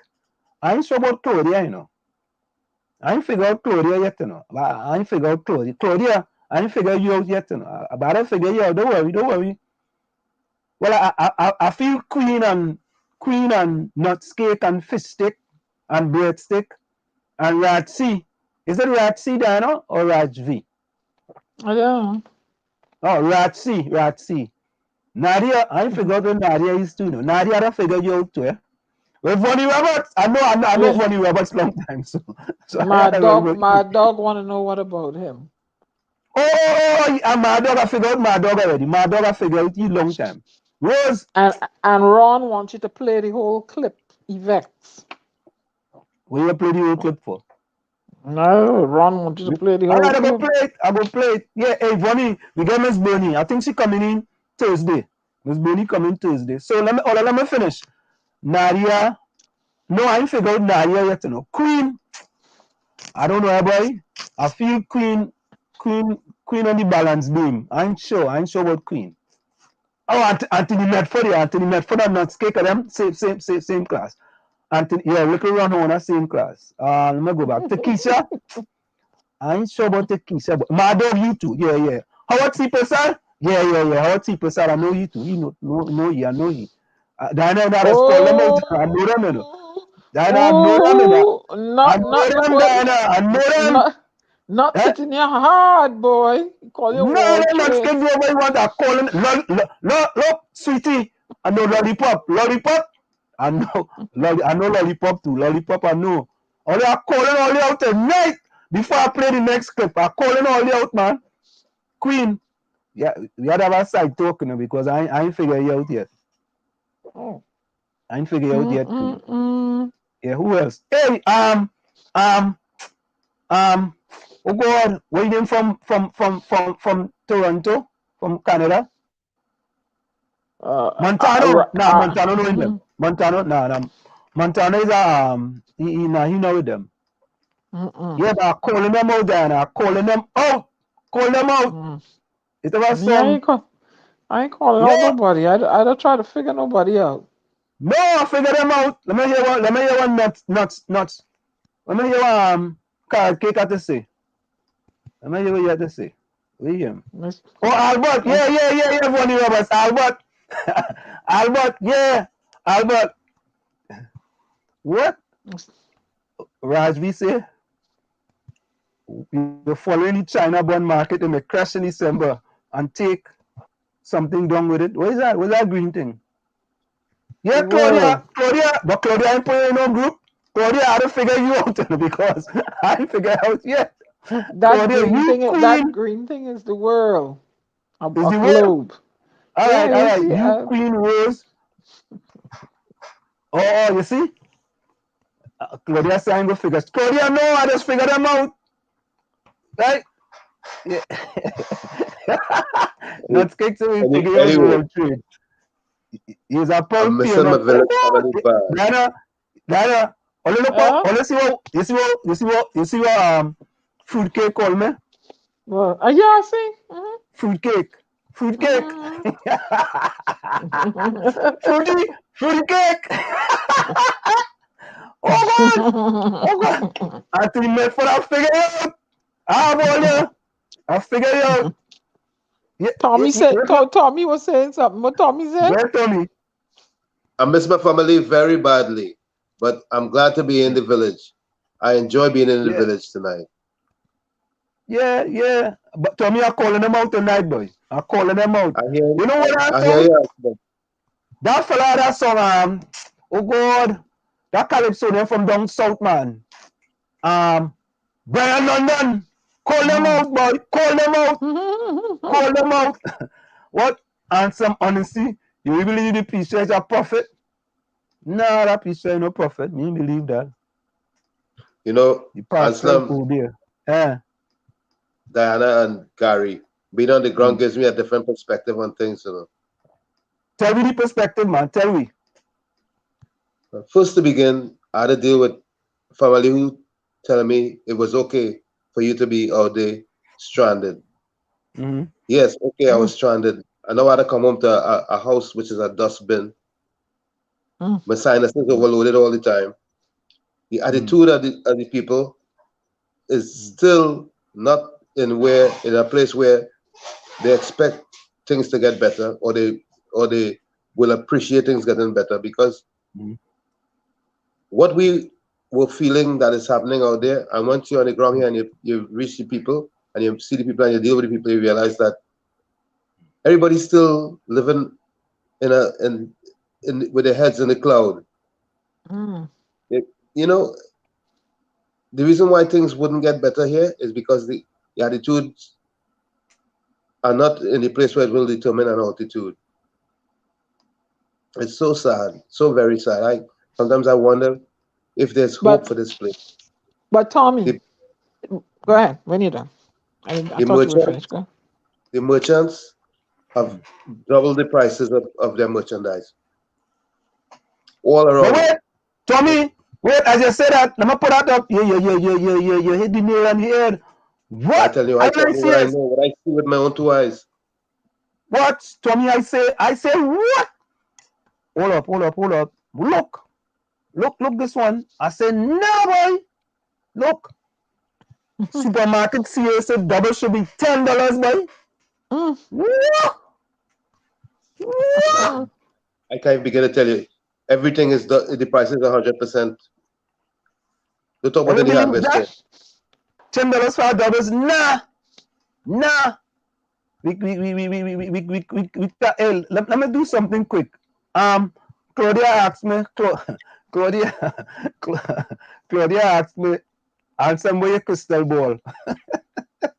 Claudia, I go play in the crystal ball and figure it out. I go figure it out. Claudia, I'm putting you in that crystal ball, I go figure it out, you know. Right? I go figure it out. She asked me if I figure out Vasant yet. No, I ain't figure out Vasant yet. You told me. Don't talk about the essential services, stuff like lights and water and stuff like that. That's another story. I never see Quran go so much. Water, lack of water in the pipes. I mean, people standpipe, man. Standpipe, I like that word. A standpipe is something that I wouldn't want to talk about on the air. Yeah. And watch. You see why I have a problem, right? You ain't getting no water, but you can't go by the beach and take a bath. I don't in a pandemic. I don't understand. You know what? When I tell people make sense now. Storm, give me a high five for that. That's exactly what I was saying today to someone. I say you can't go to the beach and take a bath, but just no damn water ain't coming in the pipes. They got no pipe in the water. It don't make sense. I don't know. Sometimes I sit down and I say, I try to connect the dots. And then the stupidness about vaccinated and unvaccinated. I say the only reason why my appliances haven't spoiled over these 18 months that I wasn't able to come home is because I have surge protectors on them. But every minute the current going and coming and all kind of damn nonsense. I want to know what, you see what I would like to ask Mr. Vasant Bharath is, who cares about the consumer? Who cares about the ordinary people? Who cares about For me, in global business, when we teach global business, the consumer always pay the piper. The producers always need the money, and the consumers always pay the piper. That's just the way it is. Unfortunately, that's the way it is. But when the piper begin to feel it in his pocket, and he ain't making no money, for instance, the guy that owned Movie Town, he having a problem. I saw his thing today on Multicultural. Was it Multicultural TV? I think so. Yeah, I'm subject to correction. He was speaking to one of them, and Mr. Chin is his name. He's one of the 1% that are talking about. The 1% is going to cause the establishment to get up and get. It is not the 99%. I'm telling you, the 1%, when they start to burn and they're making no money, and nobody had no money to come and spend. They got no foreign exchange to do goods. The cost of moving goods has gone up because the freight cost has gone up. Even here in the United States, when you go into stores like Burlington, the inventory on Burlington shelves is very low. And I understand why. And another store I went to, goods are sitting in the port or in transit, and it's costing more to get the goods to the consumer. The cost of those things are usually going up. They're going up. And the 1%, when they begin to feel it hard enough, ain't making no money at all. You guess who they're gonna who corn they're gonna step on? The establishment, the head of the establishment. I'm telling you, it ain't so much 99%. It's the 1%. But Claudia and Nadia do eat doubles. Claudia and Nadia, I will figure out. I don't eat doubles either, you know. It don't matter, somebody does. Huh? It don't matter, somebody does. No, I understand that, Tony. But what I'm saying is that, you see me? When I go Trinidad, I used to eat plenty doubles. I stop eating doubles. I'll be honest with you, right? To me, doubles have no nutrition value. Zero. No, nada. Chickpea? You talking about China? China have no nutritional value? Give me a break. But listen, all that oil them put in that doubles to make it. Okay. Anything in China. And all the other thing they put in that China, take all the nutritional value out of it. You know what? What is the nutrition value in doubles? I wouldn't go across the board and say so. I wouldn't put that across the board and say because to some poor unfortunate soul, that is all they could get. So it has nutritional value to them. I never said that people can't buy doubles. I said doubles has no nutritional value. Google it. What about bacon shark? Well, I don't eat no meat. I don't eat no type of meat. So I don't know I don't know what value. Maybe baby shark might have some value. I don't know what nutritional value. You know, yes, there may be a lot of cholesterol in the doubles, but at the same time, the chickpea or China. 310 calories on average. 310 calories on average. On a doubles? A doubles. Okay. But then my dog kind of no, I'm gonna say that. Yeah, my dog said right. Look, Rajvi said 0 if you eat China and OT a week after. Yeah. When I see double, I don't fall out and fall asleep after. Right, anyway, I wouldn't get in the defense of anything of such. Yeah. All I care about is what I seen with my own two eyes. That the people are asleep at the wheel. And usually when you're asleep at the wheel, you crash and burn. And that's why the society is going to hell in a handbasket. Because they're not informed. Yep, they're not informed. They oppress, they suppress, and they depress. Right? And then they getting buff. And then they're putting them in a position of no work, no money. And if you have a work, hush your mouth, or else if you have a work to keep the work, you have to take the job, or else. You see what's going on. Okay, good. You know, what's amazing is that you have the ruling party and you have the opposition party. Somebody had to defend the people. If neither side is defending people, what the hell is really going on? That's why everything just going crazy. That's why you have hyperinflation going on here. And all you're hearing is damn excuses as to why. So why someone why they are not good enough. Well, they need somebody to bark back at them. That's why didn't I tell you that? When you get up to raise your motion in Parliament and you know you're within your constitutional right and you have not disrespected the other side and they want to tell you out of order, you bark back at them. You push back. I want to raise an issue concerning the citizens I represent and I'm doing it respectfully and you're going to tell me I'm out of order? No, I'm going to really get out of order then. You understand? Diana, they need fire on the other side. I don't see fire. I see a sort of lame, knowledgeable, lame, not fearless people. You have to be fearless. What we have is a bunch of lazy governance in the representative side and in the opposition side. But Tommy, Vasant Bharath just said they're lazy, so you agree with Vasant Bharath then? But I see that I'm sure that they're a bunch of lazy son of a guns. Them don't care about the people. They care. Tommy boy, because listen, this 18 month shutdown that has taken place so far, it was a time for them to really get a good reset going to fix all some of the inadequacies and deficiencies that exist. Okay, you pack up everybody for 18 months. Fix the place meanwhile. Hell, what you do is just buffing the people and going out with a bunch of crap and expect that when the 18 months over, that life will resume to in a better state. Hell, it is going to be worse. But they like it so. Yeah, we love you so. We like it so. I'm gonna get us some by Sparrow. We love you so. We like it so. Yeah, absolutely. So the Speaker of the House will stand me down. Why would she stand me down? Because I'm standing up for my people that I represent. You can't be trying to shut me up, so. Because they put fear in the hearts of the opposition. They need a pit bull cross with a tarantula, cross with a python, cross with a centipede, cross with a bat mamsel, cross with a vampire at the head of that party. If they to go anywhere, somebody come yelling and shouting at me. Hello, I stand my ground. Preach, Anna, preach, Anna, preach. I'm within my constitutional right, representing my constituents, and you're gonna come and tell me what you're gonna stand me down?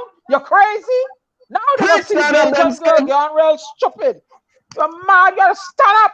Stand up, nobody fearful. Come on. I asking a pertinent question about monitoring the citizens and the side effects of the citizens when they take the vaccine. You want to tell me I out of order? They will really see Belgian girl out of order. You mad? Ooh, please. Okay, don't get me vexed now.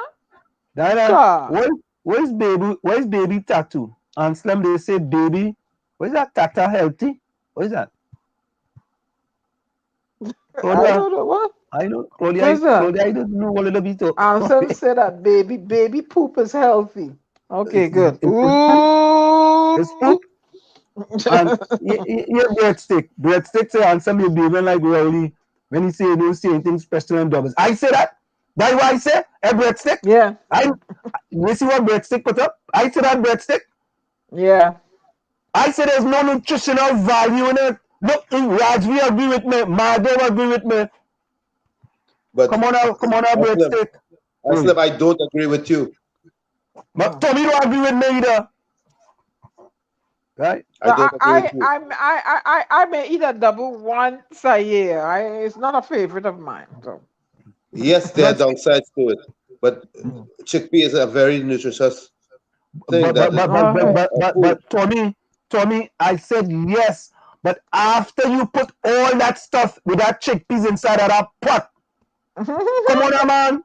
Yeah, the oil and the butter. And you know what? And you know what? I don't like. You see my double, a double with all kind of thing on it. I can't take on all this cucumber and all this. I can't take it on. No. I don't want all. No, I just want some cucumber. I want some chana and some a little hot sauce and tamarind sauce on my day. I don't make it too watery. Good. I want one is good for me. I want no more. It's not a favorite of mine. I ain't like so.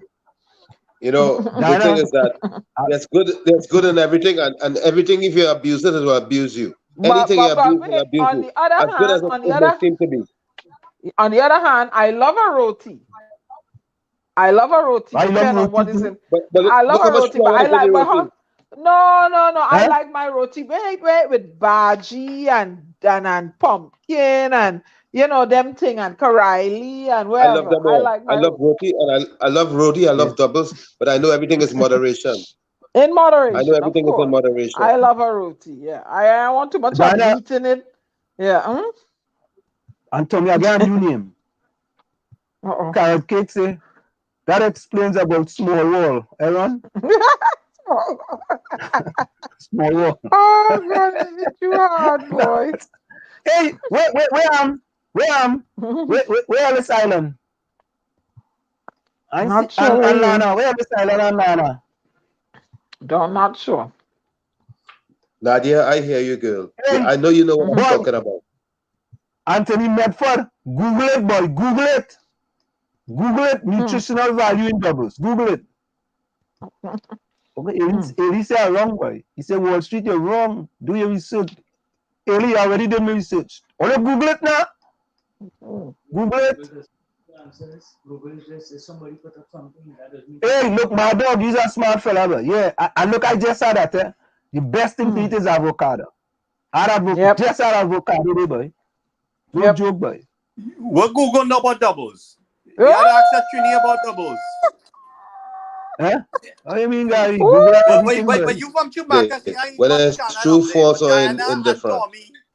Yeah. Diana and Tommy know the deal.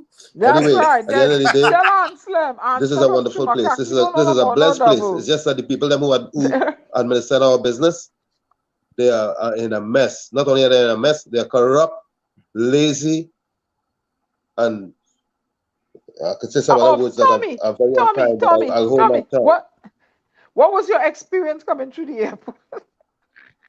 Oh, that was in Trinidad. It was a breeze. Oh. Mm. Yeah, because I found them very accommodating. I was even surprised as how accommodating they were. They were very accommodating coming to the airport. You know, Like but everybody had to go through the COVID protocol. Wait, clear, ready to go back out. All right, let me listen to Rhoda Barrett. Oh Lord. Let me listen to Rhoda Barrett. Because, you know, I mean, them fellas and them, all they just get the pastor and all they get Rhoda Barrett. All they know, all they get something else to it. Look, Rhoda Barrett. The Attorney General needs... All they remember, we did put Rhoda, then he go along, get along, P&M gang. But I can't take you out now, buddy. The Attorney General needs to explain to the population how he ended up drafting paragraph 4. He needs to explain to the population how exactly he decided to put in a couple phrases that would allow for somebody who had formerly been on contract as police to come back to act. That's one of the things he needs to explain. He also needs to explain why paragraph 4 is incomplete. He needs to explain that. This lady here needs to explain what she do with the list and why she didn't send the list on to the parliament and why she didn't try to get better legal advice and so send the list where the list was supposed to go to. And then she also needs to explain why her Police Service Commission went on to appoint Griffith as commissioner. She needs to explain to us who gave the commission advice to go ahead and appoint Griffith as commissioner. Now the interesting thing is everybody knew who gave the commission advice. And that's why the commission went and hurry and hand in its resignation. Because once you have all tendered your resignation, you ain't have to answer no question. You ain't have to do like Corey Harrison and fill out no affidavit. And nobody wants to put on record precisely what it is went down. Because if they put on record precisely what it is went down, you will realize the extent of the constitutional crisis that we are in. And these two persons that flanking me right now would probably have to step down.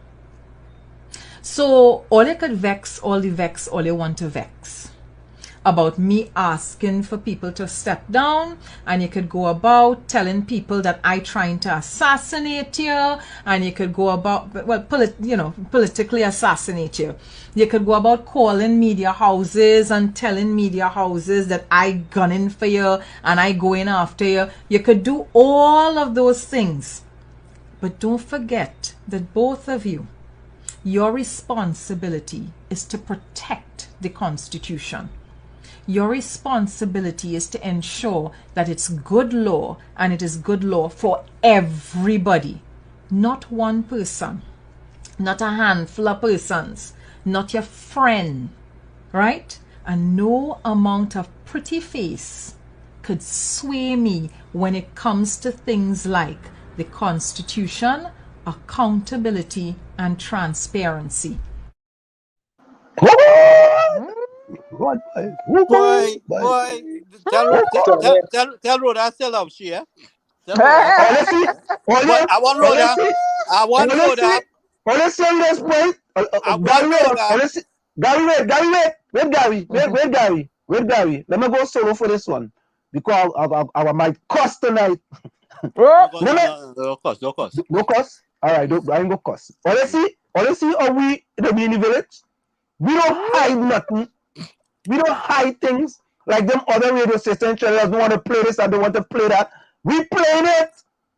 Both sides, anything we playing, but I'm more for it, you know. So I'm more, you know. We playing it in the village, right?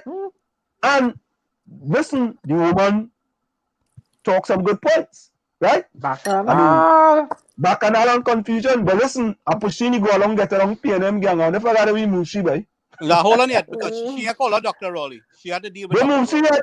Dr. Raleigh's the head of this government, and she got to deal with him. Keep seeing it. Hey, who Swallowfield owe me? Swallowfield owe me. You're living in New Jersey and you never taste pork? Swallowfield, you just come. Alright. All you say hello to Swallowfield. Hello, Swallowfield. Swallowfield, we might have to wallow in that feeling. If you keep on. All you say hello to Swallowfield, now you just come. Yeah, Nadia, I don't eat KFC either. Look, run all the time, everybody does eat KFC. You eat KFC once a week. You see what that cake say? What is it? Small wall, you're fired.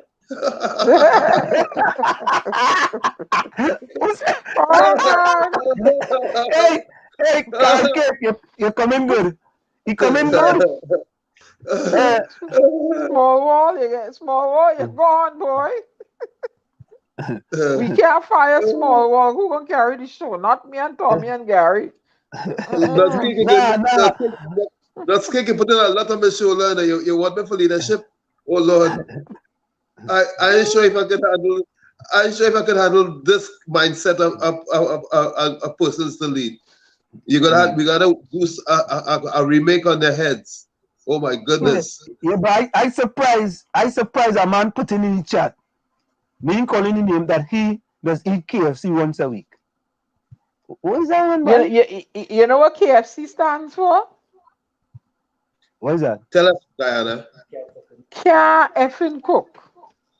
Oh, okay. Diana, no. We will call a little run on, not like that. You will call it. I get that from a neighbor too. My neighbor told me that's what KFC stands for. Oh Lord. Yeah, Takesha, Rhoda need to explain why she won up this show, right? Tell Rhoda I send my love to she. Only love Rhoda now, right? And we would love to see her come back. Yeah, everybody love Rhoda now, right? One question I asked Rhoda, she knows shattered and she collapsed. She killed Kitty. Hey, leave Rhoda alone. Hey, leave. I'll stand up for my sister. Leave Rhoda alone, Gary. All right, folks. It's in the village with the dark triplets. Hold on, guys. Hey, watch yourself. In the village with the dark triplets on WZYE 95.9 FM. We come to you every Tuesday, Thursday, and Saturday from 7 to 9 p.m. Hey, Ellis Island inside. We're going to go for a quick station identification. We'll be right back after this message. Ellis Island, jump in, boy. You jump in. Wait, I feel you went. You're listening to WZYE 95.9 FM. You are listening to WZYE 95.9 FM, the most influential name in Caribbean radio in the tri-state area. Broadcasting from East Orange, New Jersey, the most influential name in Caribbean radio. WZYE 95.9 FM. We're back with you. It's in the village with the dark triplets on WZYE 95.9 FM. We come to you every Tuesday, Thursday, and Saturday from 7 to 9 p.m. That's Tuesday, Thursday, and Saturday from 7 to 9 p.m. But folks, there is something called SAGE. SAGE. SAGE means to set a good example. And we have to realize in Trinidad and Tobago that we need to set good example. And in my estimation, this was not a good example that was set.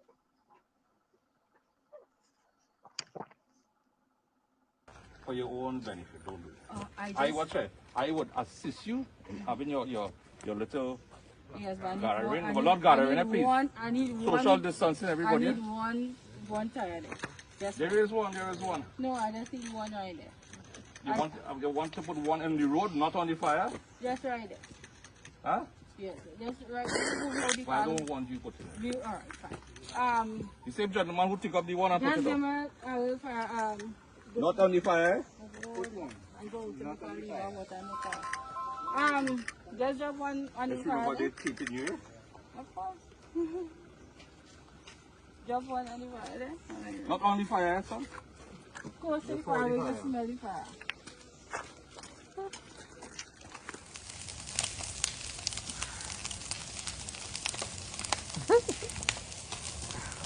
Oh, Lord.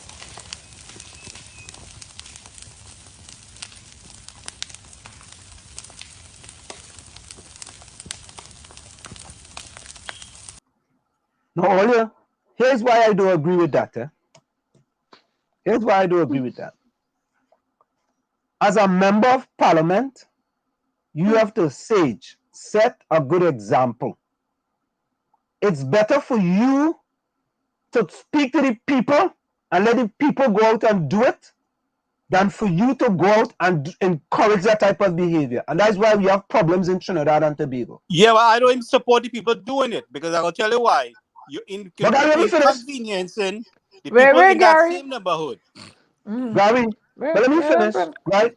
And that is why we have the problems that we have in Trinidad and Tobago, right? But Gary, I am just saying that as an MP, yeah, I understand your point. Huh? Yeah, I understand what you're saying. I understand what you're saying. You are a representative of the people.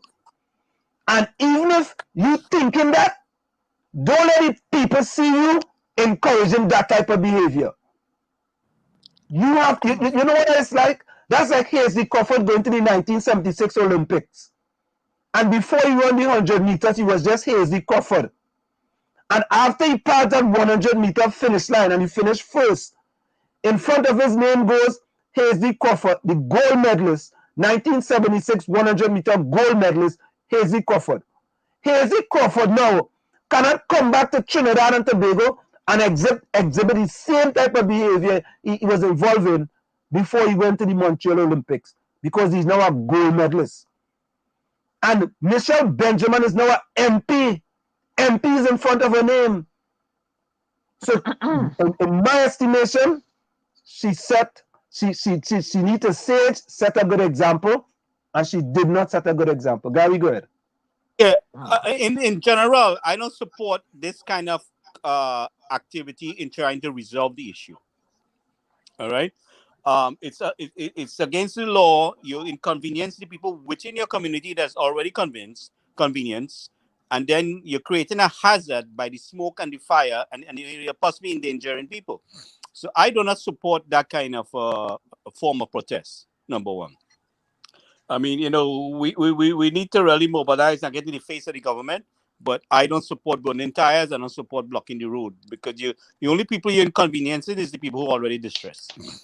But Gary, let me say hello to Ulrich. Ulrich, welcome. Ulrich and Rennie Mohammed, welcome. Go ahead. Gary, the people catching the tail. They're frustrated, they're oppressed, suppressed, and depressed. And they're not getting anywhere. No money. What do you want them to do?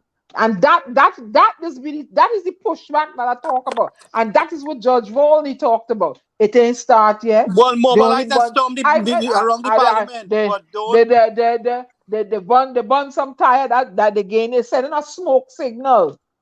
They're sending a smoke signal. What's going on? It's a hazard, and I cannot support that. A health hazard. Your place flooded out with water and snake and batchak and all kind of thing, and caiman and all kind of thing in the water. That's a health hazard too. Yeah, but creating a hazard. Dana, you can protest for that.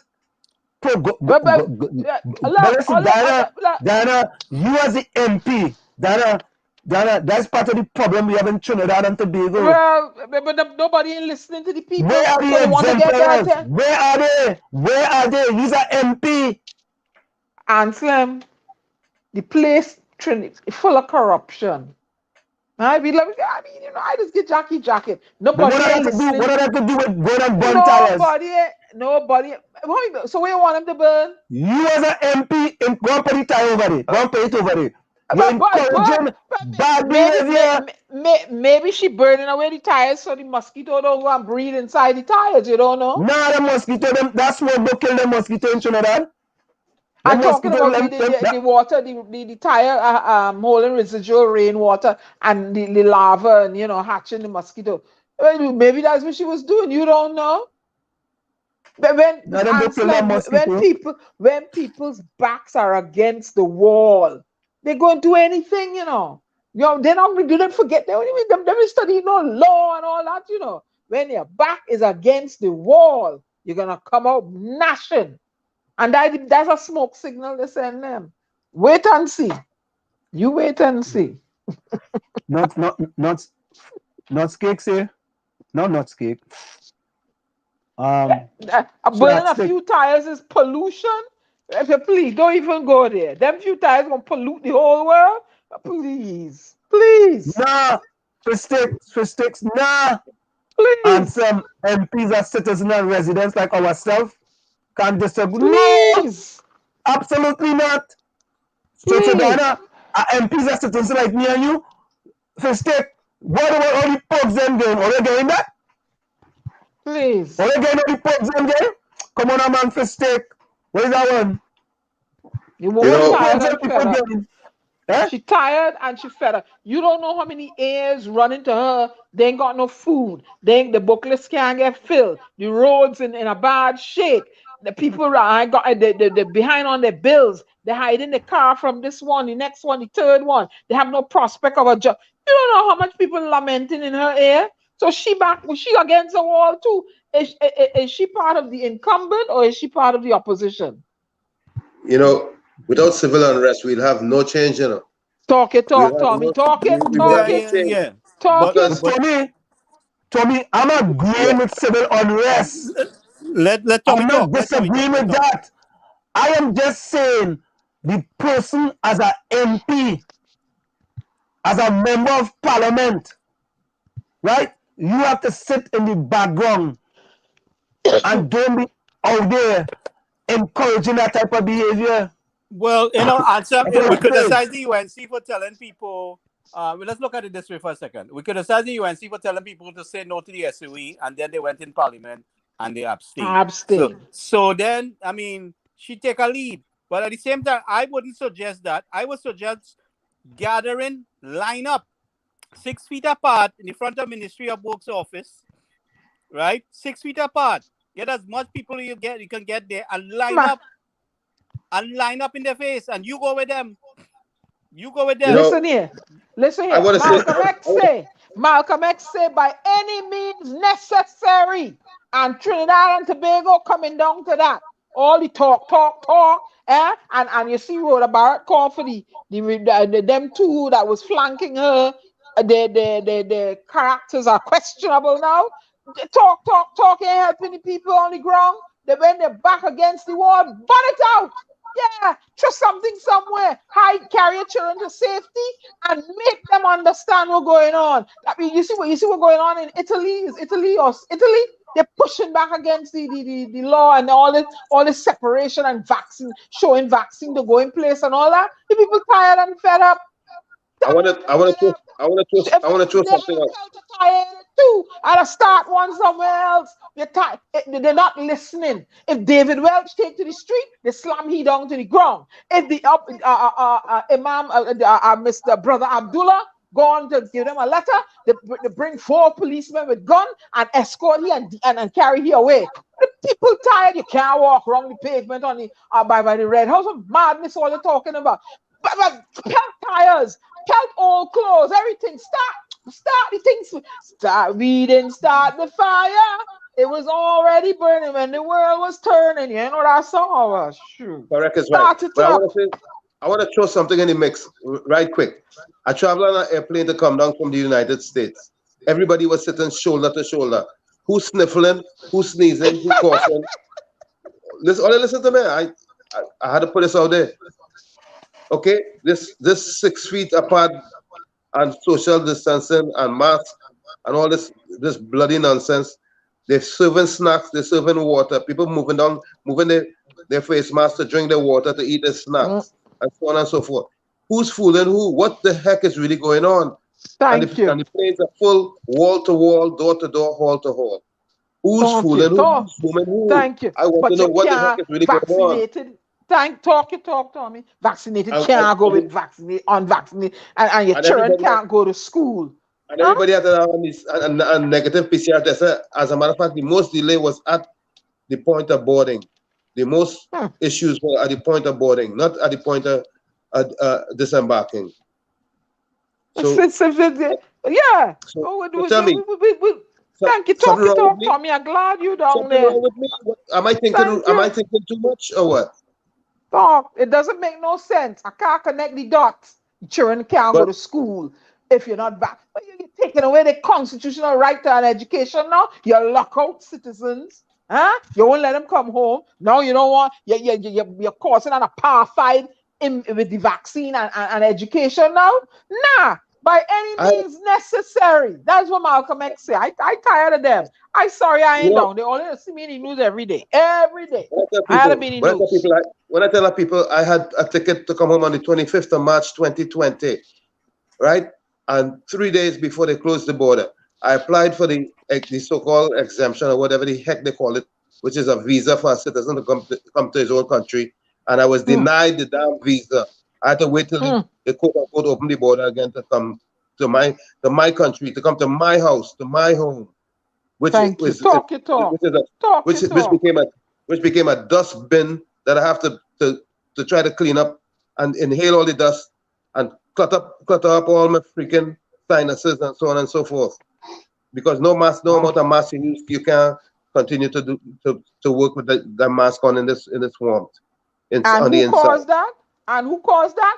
Dr. Keith Christopher Rowley caused all the suffering on people. All the suffering you, Dr. Rowley, is going to be a stain on your legacy. Guess what? I'm supposed to respect what he did. That's what's going to happen. You need to listen to Brother Abdullah and come off on a high horse and fix the people in Trinidad and Tobago. Tobago is going to flip the coin. They don't want PNM anymore. They're going to flip that coin. You think they're going to stupid? You think they're stupid, huh? You watch. They're going to flip the coin. Man, look, people are very sensible now, you know. They're going to flip that coin on you. I don't care what Mr. Bharath say. They're flipping it. They're tired. They're fed up. Sickening. The worst part of the equation is leadership, opposition. They're both a waste of time. Because the opposition show that they got no backbone. No backbone to stand up strong and stand up firm in a defiant way. If somebody bark at you. If somebody bark at you and you ain't barking back, I'm barking back. I am here to represent my constituents. Don't you tell me that I'm out of no order. I will really get out of order for you, Madam Speaker. That's why you have to address she. Let them know who's boss up in there. Right. I got a little glimpse. I want to give Tommy a couple minutes to explain what's going on in the country there. So, but Tommy, I got a little glimpse of Parliament. I noticed Esmond Ford buffing the opposition, and because the government refusing to answer and to clarify certain questions that they had in reference to spending, and you know it was a lot of strong tactics that was trying to suppress the voice of the opposition in asking questions. But Tommy, just go ahead and take some time and give us a good breakdown of what you see happening in the country. You know, what I see is that the people, half of them are afraid. And the other half, they're uninformed. And everybody just taking things as they come. As a matter of fact, in my particular case, when I try to state my position, it's offending many. There are few who understand. So what can I do? I just got to lay low because I don't want nobody to hurt me.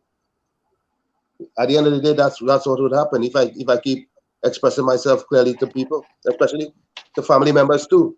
They're in agreement with what happened. As far as they're concerned, this guy who running this place keep them safe, and what I'm talking is about making them unsafe, and they don't want to hear that. So I gotta just bat in my So corner, bat in my keep them two safe cents. and to hell with those who outside. That's how they operate. So we Yeah, outside should as say far the as they're hell with them concerned, inside. basically that's what they're saying, is that we outside were a danger to them, and that this guy kept them safe by keeping us out. He did the right thing. Oh Jesus! You understand? Oh, Because the fearmongering got so good, and they got so good at fearmongering that they were able to convince the masses that we were a problem, and that keeping us out was the right thing to do. What you're saying that makes sense, you know. Look at this, right? The chief medical officer, the Delta variant of concern has been confirmed in every county across Trinidad and Tobago, right? You remember when they lock out exile and stranded citizens? They lock them out. Look at this now. Yeah. Is this who's causing this? Who's causing this? Who's causing this? Look at the other one, right? Look at the other one. We're the problem. The Ministry of confirmed 10 additional cases was Delta variant. The total number of cases detected now stands at whatever the amount is there. Let me remove that thing there. I can't see that. You understand? Look at that. Right? I think you want to hide now. Can I 42. You see? And the thing about it is that, but Tommy, it have people, Diana and Guy, it have people, right? And some of them are here in the chat too. They would have told you that no, let's stay there.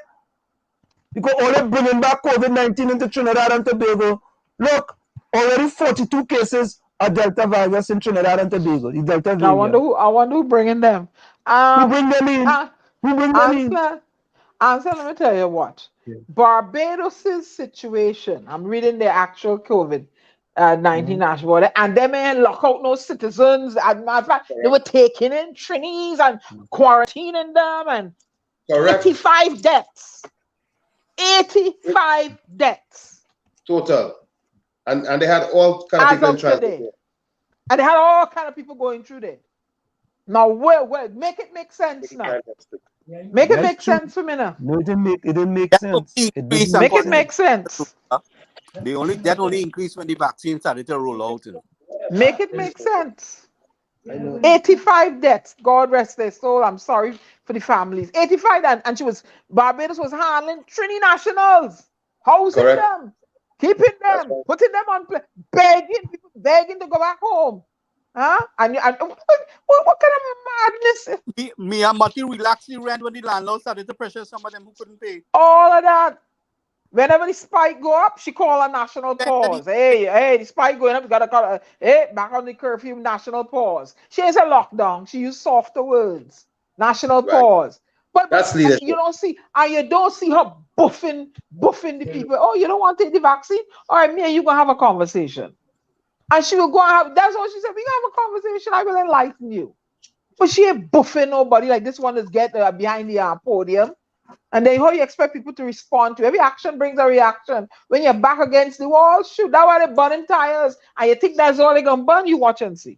Let them don't fix the situation with the children and the schooling and the books, and let people go back and find some sort of work and kickstart the economy. You think tire alone gonna burn?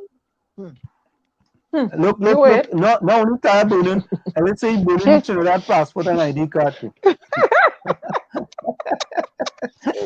Tire alone burning. Ellis Island, she have burning with Trinidad passport and ID card. You understand? Oh God! Oh God! Yep. You know, and they're blaming Trimbigonians coming in, bringing in, and the Venezuelans sneaking coming in through the border down in the south. And I hear they still do it. They find another loop. They're doing it Chagaramas too. They're doing it Maruga. I hear they find another loop now. But you know, I also too, if it ain't a Venezuelan boatsman bringing it, with a Trimbigonian bringing it, I vex with you too. Who is bringing them in?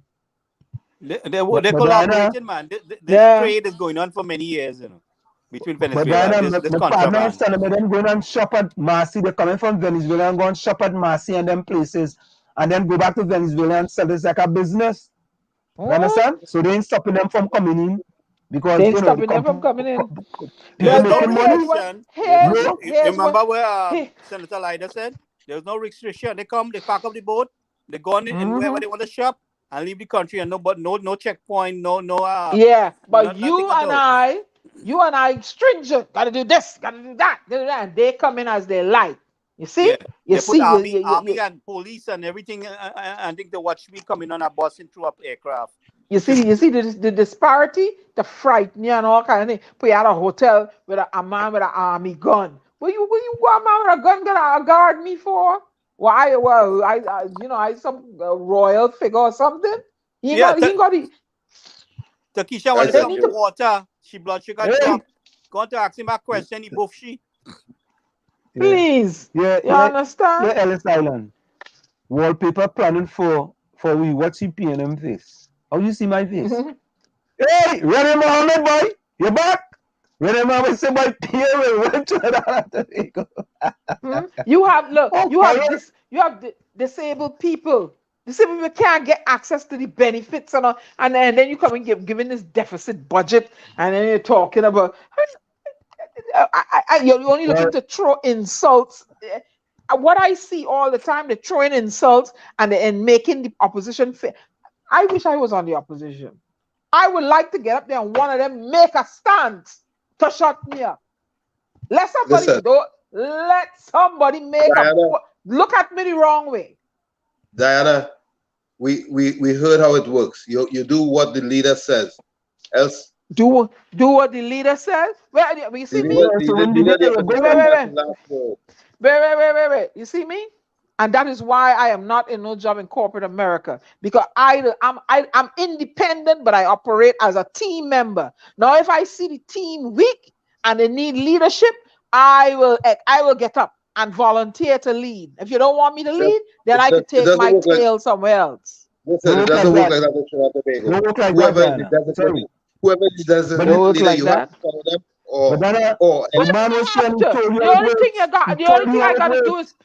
The only thing I gotta do is stay black, pay taxes, and die. So tell me I gotta follow the leader going on the wrong road. No, you never really saw the leader. Man, let me tell you, listen, that is why Trinidad and Tobago is in the state they're in. Because they don't have any bold leaders. You don't have any bold leaders. You gotta go along with get all of them is go along, get along people then. You're not nobody is looking out for the human resource future of Trinidad and Tobago. Those children and your grandchildren. Nobody is looking out for them. Everybody only interested in pleasing a leader. Huh? Nobody ain't gonna get up and say, well, you know what? I had enough of this. This is for I fighting for the future of Trinidad and Tobago. And who's gonna get up and do that? Who's gonna get up and do that? What you gotta do respectfully. You ain't cussing nobody. When you're having a meeting, this is for the future of Trinidad and Tobago, not us. Because you don't want it that way. I'm gonna tell you my mind. That's right. I'm gonna tell my mind. You don't want me here to I gone. And don't tell me I can't get in the parliament and make my case and speaker want to shut me up. You're crazy? No. No, she go see what? She go see 10 me a Motley come out at she. I tell you. You're gone. I'm gone. You're gone. Yeah, you're gone. Nah. And if that is why you're gonna be a backbencher. You're gonna be a backbencher. I'm gonna make noise from back there too. No, you can't make a set of noise. They go turn off your mic. How to do it? You can turn off your mic. Well, okay. I'm gonna bring in my own mic. You gotta bring in a loudspeaker. But you know, yeah, Anthony Medford. Oh God. Make some sense now, man. This is Anthony Medford's statement, Kamala is the best thing to happen in TNT since Pandey. Compare the facts. Oh God, everybody know Patrick Mane was way better than Mrs. Kamala Prasad Besessa. Everybody know that. Anthony Medford, everybody know that. Nobody will argue that. The children ain't got no future, no jobs, you ain't got no career. The only career you looking at come work in some store, some fast food restaurant. We educating all these children for. What are you talking? You talk about a digitalization platform. Okay, fine. Hey, hooray. Well, how are we with that? What plan do you have? What plan do you have to solve crime? What plan do you have to make, the thing more accessible to the people that are off the grid. What plan do you have to grab those that fall through the social network system? COVID come and it topple everything. And you see the hardships people are going through. A lot of people who are off the grid, like the woman with the 10 kids and other people, it shows you what's going on. And to you, Trimbegonians that are listening to, are tired of all here. I'm sure if they go and call Carnival next month, everybody go find $5,000 for a costume. You all need to revisit your choices. And you need to think differently going forward. I ain't telling you don't party and enjoy your carnival, but you can't go now and splurge $5,000 on a costume no more. You saw what COVID did. You all have to start thinking differently. Differently. That is what you all got to start doing. And stop. Another thing too, stop depending on a government to take care of you. Find some sort of way to carve out an entrepreneurial niche for yourself. When you're depending on the government, guess what? They got you by the jugular. They got you by the jugular. Carve some kind of niche out for yourselves. Yeah, and Diana, with that note, Lollipop, you make a very good point. Just now, Venice will take all the jobs and leave Trini like pipers. Thank you. Thank you. I know joking, Lollipop Boy. I'll change your name back to Lollipop Boy. You was a sweetie before. You're Lollipop now. Thank you. I know joke. I serious business. I know joke. You got to start thinking differently. You can't go on like the way it was before. COVID come and say, oh my God, for some of you, I can't say all. Perhaps your cash reserves are gone or very low. You ain't got the prospects of no job. Is that how you want to live? Is that how all you want to live in these constituents that continuously and ritually vote one way? Is that what all they want? All they want a better country? Trinidad and Tobago have potential. And all they want better for themselves. You hear the Mr. Bharath say people ain't coming to invest in Trinidad and Tobago because of whatever literature or evidence. You don't want better for yourself. All you want the same thing over and over and over and over. 10, 15, 20 years from now. Come on, man. Get with the program. Shift the paradigm. Shift it. Guys, people started walking away from Trinidad because of Dr. Rowley's attitude, his government attitude and behavior from day one. They started crippling the economy before COVID hit the country 6 years ahead of time. With the same nonsense over and over and over. And who it is talked about? I am not knocking anybody. Everybody don't learn the same way. But y'all gotta look at the educational system. You got to make them more. Look what Mia Motley is doing. Mia Motley gone now and is looking at the Honorable Mia Motley gone and looking at opening a vaccine plant to go and pair up with Cuba. Maybe they're producing the vials and Cuba producing the sile. What Trinidad and Tobago doing? What Dr. Rowley doing? What Imsburg doing? Only looking at tax poor broken people? Huh? Only looking at Faris Alwari weaning himself off of that paycheck he gets from the government. Right? And you're not taking that money and going and making sure some children get laptops and stuff. Huh? What are they all telling me? This is all they want? Big stinking pothole in Beetham forever. And MP and Ethelbert Hines finally fixed it. And he had to make an announcement about it. And that's what you all think you all work? And a standpipe? What madness is all that all they want? Look, shift the paradigm. Put your finger in a different color ink. Make them work for your vote. And when you have to work for the vote, you get things done.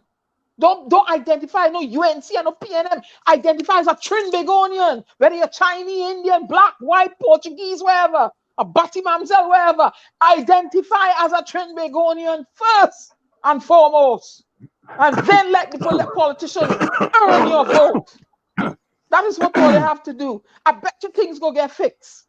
Because you know why? They already know you have a certain percentage of votes to count on. So they ain't going to work at all. Or then I go win. So me ain't doing nothing. They going to come and scrape out a drain. Fix a pothole. Come on. Get with the program, Trinidad and Tobago. Shift the paradigm. Move your country forward. You all have the power to do it. And if you see a better candidate than what is circling around there now, go after it and hold them accountable and make them do what all they want. Get lights in your house, water in your pipe, your children getting free books and all that. Let them spend the money with your tax dollars and uplift Trinidad and Tobago. Tired of it now. Tired of all the same thing, man. Don't give them your vote. Shift the paradigm. I say so. This government is being bold-faced because they know they can get away with it. All right? They're being bold-faced because they know they can get away with it. Unless the people rise up and make a decision based on performance, we will be in the same situation. And the country is heading very fast, a slippery slope. And I don't know what's it going to take. Look, Tommy's down there, and the people they're happy with what they have. They're happy with what they have. So until them become unhappy with what they have, I mean, we're outside here trying to collaborate with them because we all want a better country. We want to be able to go back there. We want to go back and forth. You know, some of us want to, relocate, but relocate into what? I mean, not in the rate that the country is going. You can't go to the hospital and get a decent care. I mean, you're lying like a dog. You could be there 3-4 days before you even get attended. And this is required. I mean, I can't still up to now understand all these men, wives, and children will lock out the country and them and riot. Them and raise up. Tired of them, man. With me. You know, that I was standing up for their wife and children outside the country and they rise up and go. As you go to walk in your city, policemen coming with gun, you can't walk here and you can't walk there. My business is taking me in that direction. I go about my business, move out my way.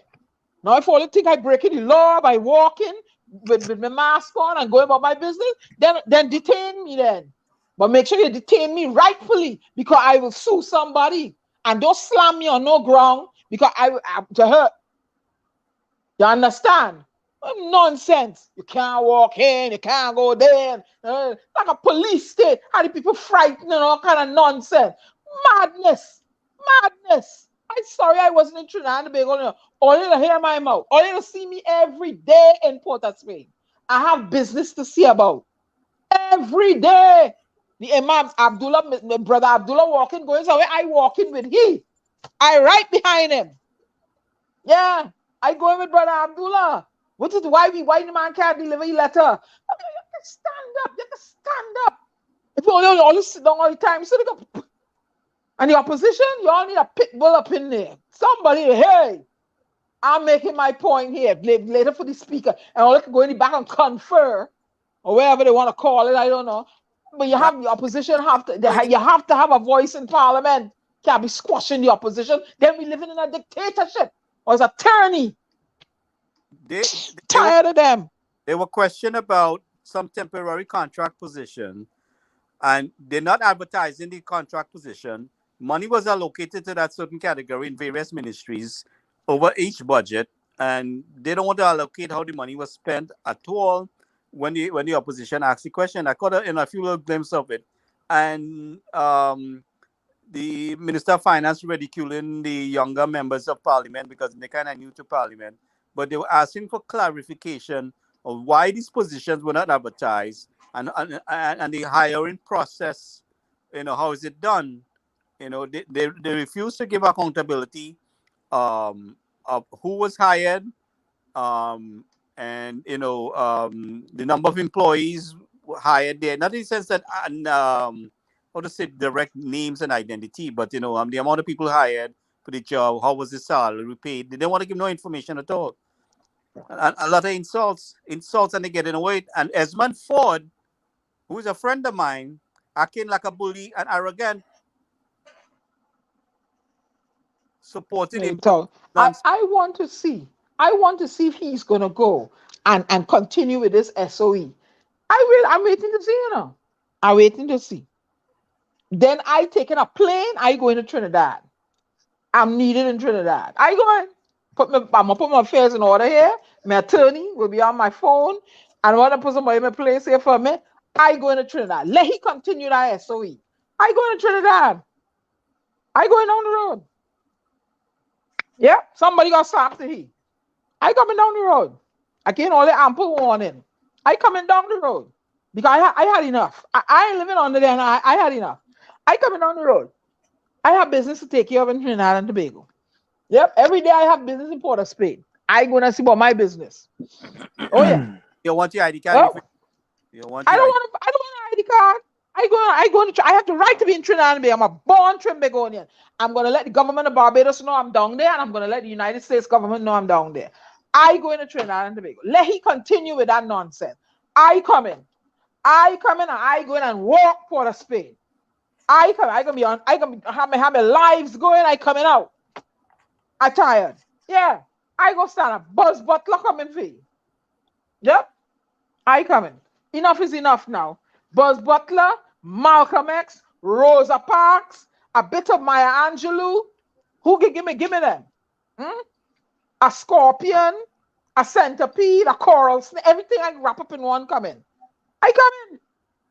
I gotta go. I got short trim begonias how to stand up.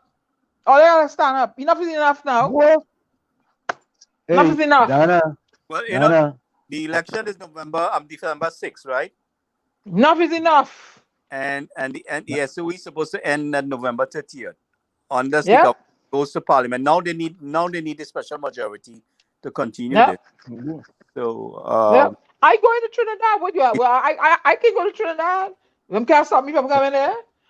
Dana, Ron say Dana for Prime Minister, yes? I come into Trinidad. I come in there. So tell me, anybody have any letter they want me to deliver, I go in and deliver the letter. I want the person in charge, the letter is addressed to. Don't tell people no letter in no box. And don't send no policeman to be grabbing on me. Right? Dana, I come to deliver a letter. Good. All right, so Miss Dana, please don't come. Bury me, please don't come. I can come to the land of my birth, boy. What's wrong with you? You see, you're all fearful. Might be giving you good advice. I don't know, you might be giving you good advice. Takesha, Takesha, you say, no, he might be just giving you good advice. Please don't come to Trinidad. Why should I go to Trinidad? You see, that's the foolishness. Well, you know, that fair nonsense. That fair nonsense. I'm fair who? A friend who Anselm. I am going about my business. I'm always going to have a camera, somebody from afar taping me. Dana, Takesha said, I would... What? Takesha said, I would do like Stark. If he continues, so I'll walk the streets naked. Thank you. Oh, boy. Then they're going to want to put you in the madhouse, girl. Who's going into Takesha? Yeah, you have to put lockdown. You can't go to the sea. Answer. Everybody with you. Not scared. Say everybody with Dana. Not scared. I go into Trinidad, man. I'm tired. I'm fed up. Everybody fighting. Shit. Let me tell you all something, right? Not that I'm bragging, but I grew up with a tyrannical woman in a house. And I stand up to she here. After a while, I said, I had enough of you. I had enough of you, lady. And I stand up to she as a young little lass, 15 or 16, that used to be beating on me. And one day I tell her, I said, don't hit me no more. I'm tired of you. And I put a whole stick. They can put some licks in the woman that bore me here. I am not the one to be crossing and pushing in the corner. When I vex. I just come up flying. I'm tired. When I'm tired. I'm fed up. I had a teacher at school, like the beat. I told her that there's Miss Clark, do not hit me with that belt today. I am not in the mood to get no licks. She hit me with the belt. I take the belt and I pelt it out the window. I don't stand up for oppression, suppression, depression, any kind of tyranny. I just push back. Me and care who in front of me. You know what I tell you? And what's going on in Trinidad? I'm tired now, man. People can't go to work. You want to vaccinate. This one is dog, you can't come here, safe zone here. What nonsense. They want to take my put me in a jail cell. Good. I will put my black thing over me. I don't like bright light. Anybody come and harass me, they best leave me alone. I can start humming a song for them. Yeah, enough is enough, man. I get tired. I'm tired, man. Somebody gotta do something now, man. Fed up with them and nonsense. People can't go to work. People can't do this. You can't do. All you hear, you can't. Sick of them and they can't. They doing and they living their life. They go eating ham, lamb, and jam, and the people suffering. Give me a walk in the MP now, in the opposition now. Let me bark at somebody up in there. Tired of All them right, now. all right. Temporary senator position, Diana Benskin.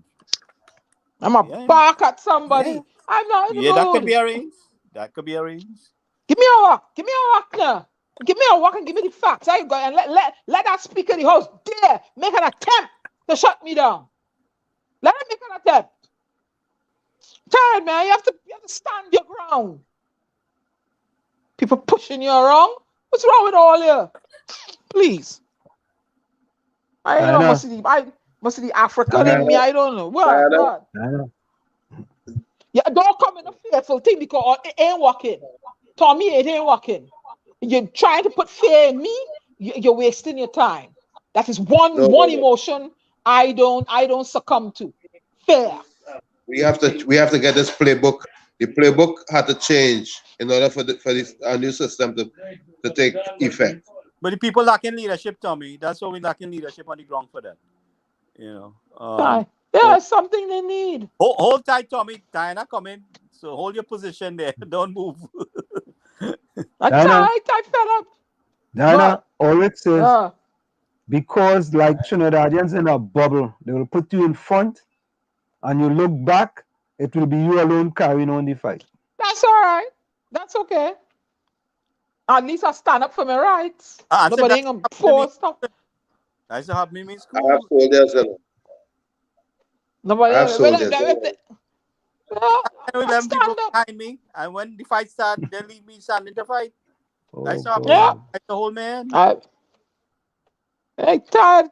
Bring the people out now. Come on out. Let's go. We going down Port of Spain. Enough is enough. Come on, San Fernando, everybody. Let's go to Port of Spain. Go down to that red house and tell them like it is. We're gonna really test the metal of our WZYE loyalists on them. I know about them. I know I going. I holding the Trinity flag. I going. Yeah, but no man is on island. I know that, but I going. Look, Diana, my dog say he come and make it too. All right, all of you gonna be naked. Run the MC coming too. All right, good. I'm tired now. Let him extend that SOE. I watching it. Let him extend that SOE. You're right, you know. If I form a party, the young people running it right through. Correct is right. Let him extend that stupid dotish SOE. That makes no sense. All the cases going up. Things spreading like wildfire. People can't make a living. You know, you want to go and discriminate, vaccinate to segregate and discriminate. Children can't go to school. Look, y'all need to get it together, yeah? Get it together. Show him who's boss. And I tell them civil servants, don't go to work for a week. Let him see who's boss. He cannot find enough people to replace y'all, so the skilled people. Let him see who's boss. Show him who's boss. Because they tell you it's a pandemic and you don't feel well, don't come to work. Or you can't feel well, I don't feel well. What are they going to do? You're in a pandemic. Don't go to work. Diana Benskin, you don't understand Trinbagonians, you know. Yeah, I understand them. Because you don't I understand. lived No, you don't them. understand. Yeah, but a long time ago. Long time ago. I lived amongst them. A very long time ago. Yeah, I understand them now very well. All that talk you talking, and as soon as you reach Ellis Island and Little Run Horner and carrot cake and breadsticks and all of them. They've evolved into a frightened bunch of nitwits. All of them. You see? They have evolved into a frightened bunch. Yeah, Ellis Island. Yeah, Diana, we love you, Diana. Go! Breadsticks saying Diana, boys. We love you. Cashew nut saying all of them. All of them. Listen, me answer them. As soon as you reach Trinidad. I ain't nobody love me, you know. I ain't nobody love me. No, they love you from afar. Let me tell you something. Let me tell you something. I grew up in a household where there was also that segregation because I was not Mother Dearest's husband's child. So that group of children was treated differently and taught to ostracize me. But guess who used to cut behind when they come to me with the nonsense? I used to tear all of them another backside because I wasn't having it. It's 9 of them against me. Huh? One time 5 brothers tried to jump me. My brother, I beat the crap out of all. Not me, you know. I ain't fearful. I don't know what fear is. The only thing I fear is snakes. But man, I don't fear no man. No. I fear no man. I fear God.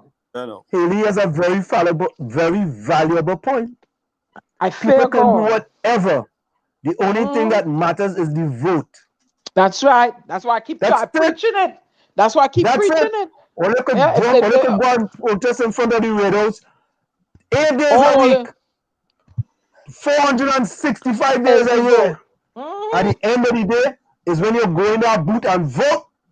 That is where the difference comes. You know, and Haley, preach, take about, Haley. And let me tell you, and if they continue the way they are, then Anselm, that's it.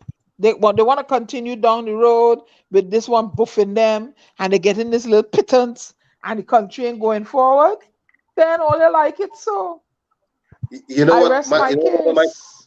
One of my main concerns are. I rest my case. My main concern is corruption is so endemic that even if the majority votes in a certain direction, they could wind up being irrelevant. Because when you think about the way the life has become in Trinidad and Tobago, and the corruption is so endemic, you wonder if somebody could win the votes and lose an election. It makes me wonder. Because when I think about all the other things that are going on, nothing is off the table. Look what Tiki says. Guys, how many people went out and protest when we was fighting in America for exile and stranded citizens? Thank you. How many people? How many? Thank you. Who went on national different TV channels and call it out and say that the stupid policy need to be scrapped? Who went and put an article in the paper and say that the whole policy need to be scrapped? Or they want me to call name? We fighting. Who did it? Diana Benskin. Does that show somebody that is fearful? I put an ad in the paper with all the people, with quite a few people who were still stranded. I said, "Well, it's stranded. Get a hold of me," and I put their name. And then things start to be with Gary juking them, and my article and my interviews here, there, and everywhere. So I sound like somebody I go back down from somebody easily. Or then move and go, man. Move and go. Come again. Yeah. But listen, Diana, always telling you, Miss Diana, not that they like it, so they love it, so. Yeah. Boy, you remember that I played them something? We love you, so we take great care of you. Only the PNM understand. Oh, remember that? Yeah, you're right. Olio. Me. Olio. Let Diana go and put this and work on the thing and let them go and lock she up. Lock up who? When you go wrong, for walking in Port of Spain. For walking in Port of Spain. I want somebody to come and make an attempt to lock me up for walking in Port of Spain. And Gary Griffith might come back and lock you up. Yeah. I want somebody to make an attempt to come and lock me up for walking in Port of Spain. Yeah, Ellis Island saying they're not the same people it was 45 years ago. I never said that. I want somebody to come. I'm walking, going about my business, to come and step in my way and tell me about they're gonna lock me up. I do. I would. Yeah, I really. I want them to come. Where we do? Leave that there now. Let me leave that there. All right, I leaving it there. Leave it there. Yeah. Only don't know how dread I am. Yeah. Let me pop Haley quote again, but Haley a preach girl. Haley said people can do whatever. The only thing that matters is the vote. Yeah, I could talk from now till thy kingdom come. That's right. That's why I keep telling you. All we could talk from now put all the finger in the ink, yeah, the same ink all the time. Look what happened in the BTM. The whole BTM was yellow. Boy, the whole BTM was yellow. You drive along there and guess how much vote take out of the BTM. Look. Ellis say Wall Street, you and your red army love it so. Oh, I part of the red army, no? I don't support no political party. We had to get back Kareem Bird and say let him give us a feedback on his views up there. Who's that? Who's that? Mr. Bird, Kareem. He never was on here. No, he has to come on. He was. Yeah. He did? Or maybe I was supposed. He was supposed to come. I don't know. He was supposed to come. He didn't come. He didn't come. Yeah, he said he was digging some trench or something. He building a church. He building some kind of church up there. Diana, Rennie Muhammad says, Diana, Uncle Ravi say looking nice tonight. Yeah. But the citizens of Trinidad and Tobago are not happy, Uncle Rowley. You need to fix this and fix it for the children's sake, the human resources, the future of Trinidad and Tobago. I'm tired now. I'm tired having to support your citizens. I'm fed up. Diana, with Donna Cox's ministry. What's she doing? Give me that work now. And I will make sure everybody be fixed and get back out to a job. But here, let me tell you what to do. Instead of going and protest, tell the Prime Minister you come into dinner at the diplomatic center and you can have a good conversation with him. Yeah. So let me ask the question that Rennie Muhammad asked. It's not me. He put it in the chat. Change to what? I talk about, look, you see all the change thing? We're talking about implementing policies and things that, where in the justice system, where it's swift and fair and, we're implementing, attracting investors to come to the country. It's soon going to be winter. I ain't see, the place locked down, so I ain't see not one ad running to advertising Trinidad and Tobago yet. I see Jamaica. I ain't see nothing saying come to Trinidad and Tobago. I ain't see nothing. And people coming out of lockdown, right? And the world is beginning to travel again. So people want to travel. They're gonna want to come and get some sea and some sand and some sun. Where's Trinidad and Tobago? Is not up front there. Yeah, the place on the SOE. How is that making sense? And people that rely on those SOE hours to make an income. I mean, that's on the pole here. But there are other people, selling the ice cream at night and the bars down on Arapita Avenue and all them good going on. Let the economy roll back. And if you see a spike again, you call a national pause. But don't have the place dogs all this time. People running out of money. They can't pay the bills. We want them to do. We want them to do, Dr. Rowley. You only ain't give them no grant money. And the banks making astronomical profit off of overdraft fees and granny $99. And she fall below the balance overdraft fee and she tail. Oh God, Dr. Rowley, Imsburg. Come on, man. People tired and fed up. Fix the thing now. Or Watson Juke will fix it for you. You see Rose? You see Rose, does she say? Yeah, Rose. But we invite Mrs. Kamala Prasad to say already, Yeah, but I going after she again now. I going after she again. She better answer my call. Yeah. Send me she number again, Gary. I'm gonna call her, and she better answer my call. And Sam, you could go after Dave Tanko and tell him what's up with her. What's going on? We not let's now. She better answer my call because if you're the leader of the opposition, we're not allowing her to get away this time. We ain't bringing nobody else on the show but you. You need to come on here and speak to you want people vote for you and you hiding? What kind of madness is that, Tanti Cams? You gotta come on here and talk. People want to know what's going on. They need to hear from you. I let Diana go and talk to her, and I let Ansem reach out to Dave. You need to come here and talk. Otherwise, you what? Come on, man. Come on. Let's go. Enough is enough. Trinidad Bill got to go forward. Yeah, let's go. Tired of the same old. Gotta rock this boat. You ain't got that song, rock the boat. Gotta rock the boat, boy. The ship can't sink. Gotta rock it. Rock it. Enough is enough. Oh, Keisha, I didn't see that one. No, we actually invited Mrs. Kamala Prasad to Sessa before, and she accepted. And then at the last minute, I don't know, maybe little Ron Horner call her. and Yeah, she decided not to Well, the come. budget wrapping up, so she should be able to come on, within so what I'm saying to you, talk to Yeah, I would Dave. send Dave Tanko a message. Yeah, talk to Dave. And tell them we're not taking no finance at this time. Let her give us a day and time that she could come on.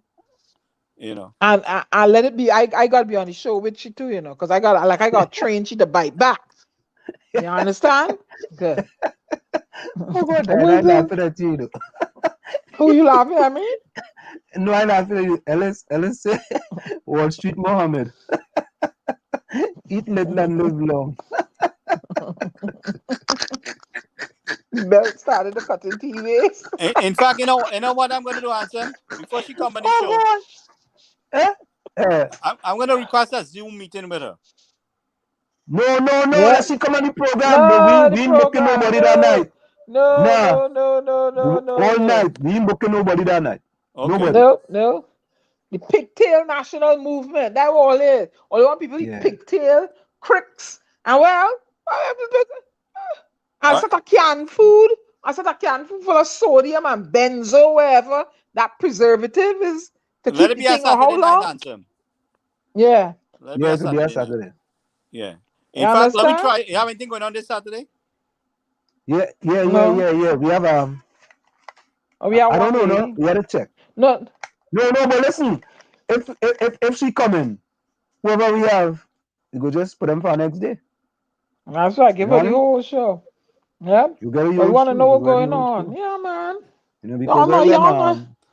Because Ellis Island and carrot cake and breadstick and cashew nuts and Ulrich and the potholes national movement. And who else? Ulrich, I might have to put Ulrich in that gang, Oh, Anthony Medford too. Yeah, Anthony Medford. As soon as I talk Anthony Medford proper quote. Because you want to put yourself in that gang, Him and Run Horner. Right? And the dome there. And then I try to reach out to Mr. For Joel against No, fish stick. Let me tell you, let me call them before. Let me go for a break. When I come back, I'll call them out for you, Gary. Them four. Yeah. I'll go call them out for you. When I come back, folks, I'm calling all you out. I don't call them out early, but you miss it. So I'll go call them out again tonight.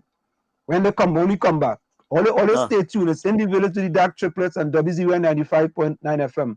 When we come back, we like Brian London, boy. Call them out. Call them out, Wall Street. Call them out. Yeah, call them out. And we go for a quick station identification. Stick and stay, don't go nowhere. It's in the village with the Dark Triplets and WZYE 95.9 FM. We'll be right back. You're listening to WZYE 95.9 FM. You are listening to WZYE 95.9 FM, the most influential name in Caribbean radio in the tri-state area. Broadcasting from East Orange, New Jersey, the most influential name in Caribbean radio, WZYE 95.9 FM. I'm going to call them for all. I'm calling them one by one. Stray Dog is one of them. Stray Dog. Right? Breadstick. Carrot cake. Little Ron Horner. I don't know about Renee Mohammed. Right? Anthony Medford. Nah, I don't think Tikisha in there. The support or the against, sir? Four. Oh, four Mrs. Species? Oh, okay. Yeah. I ain't sure about Ulrich. Ulrich might be doing gymnastics. He might be on the balance beam. I feel Ulrich in the Waffle House. He ain't sure which side he on. He's a from Lavante, right? Yeah. I ain't sure which side he on. Nadia, boy, I have to reserve my judgment on Nadia. I ain't sure about Nadia yet, but I think Nadia on the balance beam with Ulrich. The leaning Rose. I feel, but I ain't sure about Rose, all right, I go reserve judgment on Rose. Anthony Medford inside. Ellis Island inside too. I already call carrot cake and breadstick. Wallafield nuts. Yeah. He in there too. Haley. I ain't sure about Haley, boy. I go put Haley in the Waffle House. Where Queen tonight?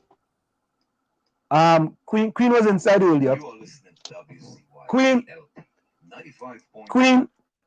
I feel I want to put Nadia in there, you know, but I'll come back. Queen, I'm putting Queen inside it tonight. I'm putting Queen in there. Who else, boy? Let me see who else. Who else there now? What's some of them other names now, man? Rene Mohammed. I don't know about Rene Mohammed. I don't know. I really don't know, to be honest with you. What I'm feeling not Rajvi inside. Yeah, Rajvi inside. Rajvi with them. Who it is again? And the chat stopped. We can't go back no further. We're gonna go back to 938. Okay. Yeah, so them 5 days, Gary, definitely inside. Guaranteed. No doubt about it. I don't tell So my them look is the at crystal UNC. ball. Them is the UNC gang. Yeah. Them is the go along, get along UNC gang. Okay. Put them inside it. For 6 as a UNC diehard, like PNM support. Fish sticks. I like your fish sticks. Own it up here. Not like Ellis Island. Look him. Ellis Island, but he's a pep. He's a PP. Look, now, man. Own up the thing, now, man. Look, even Nadia said no. Nadia don't put you inside there. Right? Nutcake say you go call up. I'm going to call up PNM list to small wall.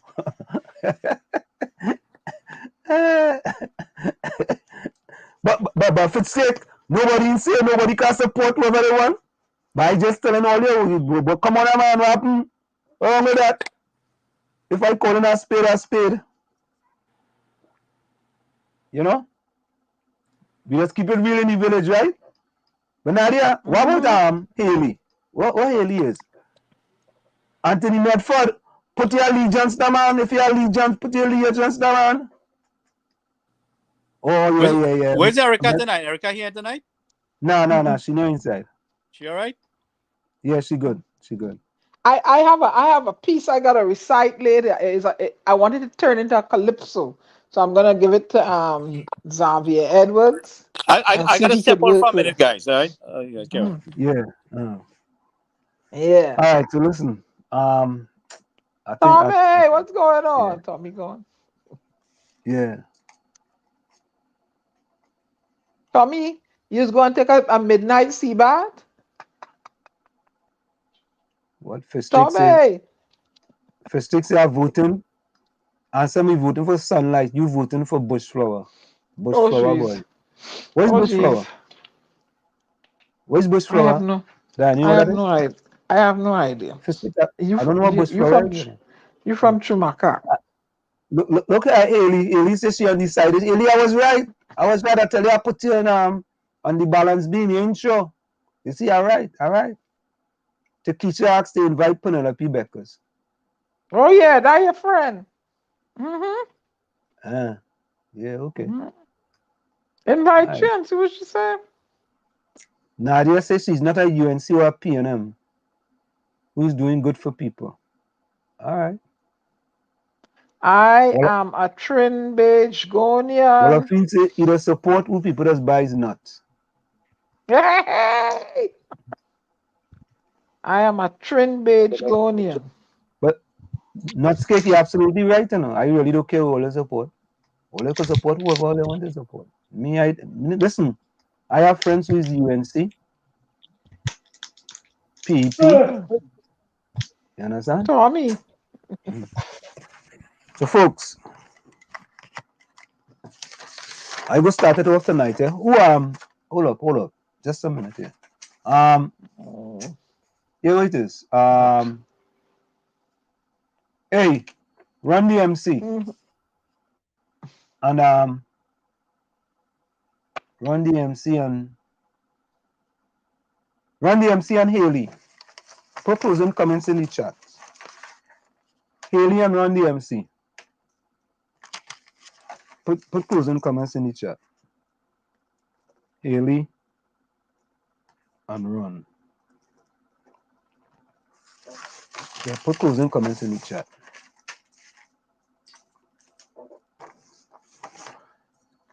In the words of Frederick Douglass, power concedes nothing without a demand. It never did and it never will. Find out just what any people will quietly submit to, and you have found out the exact measure of injustice and wrong which will be imposed upon them. And these will continue till they are resisted with either words or blows or with both. From where I sit, this is it. The clock on the wall, so that's all. I like to say what I've got to go. Remember, hard work beats talent when talent does not work hard. And for every 60 seconds of anger, you use 1 minute of happiness. Tommy? You hear me? You hear me? We don't go, man. It don't matter where he is, man. You hear me, Ansler? Yeah, I hear you. You know, there's a calypso that says birds that fly high must come down to earth to die. And there's also a lyric that says, every day the bucket goes into the well, one day the bottom is going to drop out. Mm-hmm. And this is what I think about when I think about what's going on here in Trinidad and Tobago. And I like to say that we just have to keep the faith and be alert. Also be aware.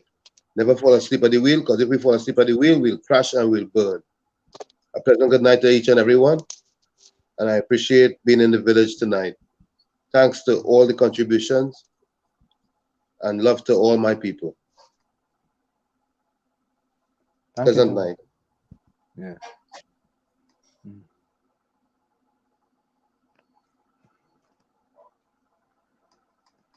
Okay, you ready for me, Ansel? Go ahead. Now I'm going to do something here, since I'm in this program and they want me to present some of my Trinbagonian thing, my style. So I remembered an incident I had when I had sent some barrels home, and I am going to, it highlights what went on when I tried to clear the shipment. So I'm doing it in the Trinbagonian colloquial language. It's called Barrel Conundrum. A friend of mine sent me a barrel. I went to clear the damn thing and ended up in a quarrel. Greeted at the entrance by a guard, he said, with these slippers on my feet, I can't come in here, I must be mad. I looked at him and politely said to he, these slippers was prescribed by my doctor for me. He is still telling me I can't enter the facility. So I lift up my dress and show him the surgical scars on my two knees. He says, sorry, Tanti, go and sit down. You might be here in this building all day long. They sent me to a customer service window. It was tinted dark, dark, dark for so. Not a living soul I couldn't see. A voice behind the glass say, you don't need to see me. So I placed my documents in the little slot. The voice behind the glass say, you're lodging the shipment or not?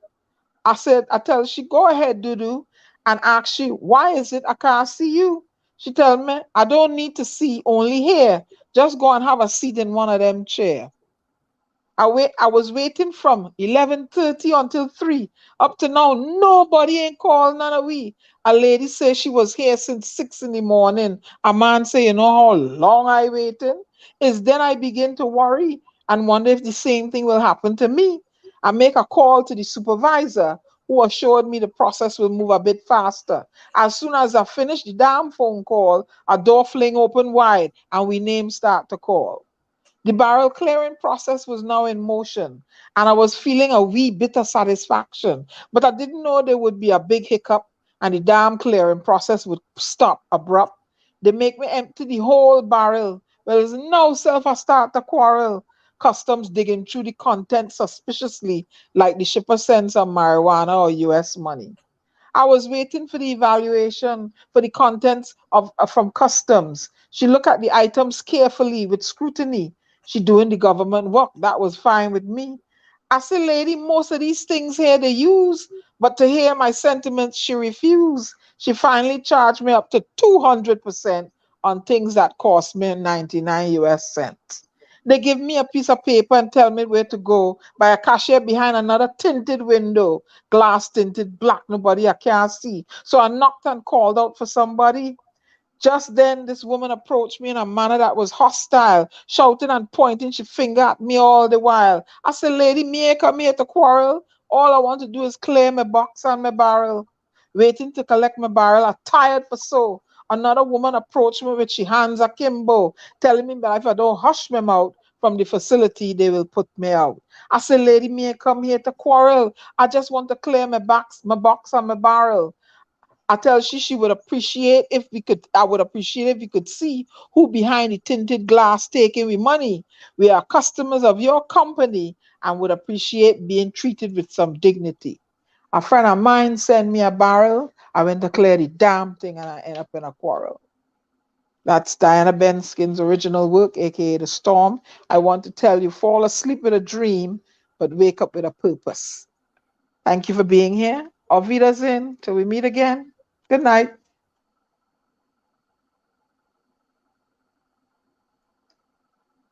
Very nice, Diana. Very nice. Thank you. Thank you. Yeah, Diana is our boss. Thank you. Diana is our boss. In the closing words of Haley says, happiness is the ultimate being at the end of the process. And in the words of Little Ron Horner, well, what can I say? Please bring on educated guests on the chat because sensible people does be on the chat. Nice and productive program, but I have a headache because of the guests. That's closing night comment by Little Ron Horner. Yeah. Okay. Oh, this is Haley's comment. Yeah, sorry, Haley. Happiness is the ultimate. Once you are happy, you will no longer be sad. Never again. If happiness is what you desire, do the right thing. Just believe in yourself. A simple act and it works. Thank you very much, Haley and Ron. We appreciate all kind and Wallafield says, Takesha says, welcome, Diana. Ulrich says, welcome, Diana. Wallafield Nut says, Diana, you're good.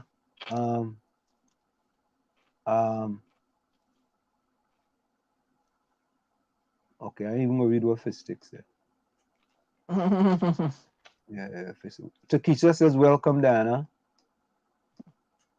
Nadia Mungel says, Diana, that is so amazing. Ron, good night. It's what fish sticks say. F for that poetry because no woman come by me at 6 in the morning. Oh God. Yeah, You know what, Fish? And Ellis Island says, Diana, nice. Thank you. That's just my creative mind, you know. Yeah. I say Ulrich say, yeah, Miss Diana, love it. But you know, this answer don't put up my poems no more in here now, but that's all right. No. Diana, you relax now, man.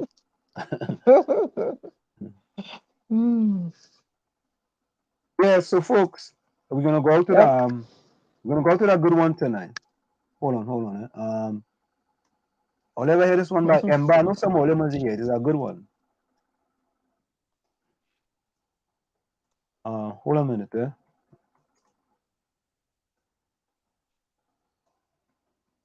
Okay, let's go to that one. There we go. All right, so folks, of course. Hey, you know Diana and Tommy, right? We had to finalize. We didn't see Montano in there tonight, you know. We didn't see Mark Daniel. We didn't see Lana. Who else we didn't see? A few people we didn't see tonight. Oh, we didn't see Raulita. You must was listening to Philip Alexander. Rory listening to Philip Alexander. Easy boy, he's a pep. Rolly's a pep. Anybody, man, anybody is okay. Don't matter where you come from. All right, let me go to the Ember tonight. Ember. Come, Ember. Talk to them. Good night, folks. See you all same time Saturday. And we go try to get this camera put out this for next week.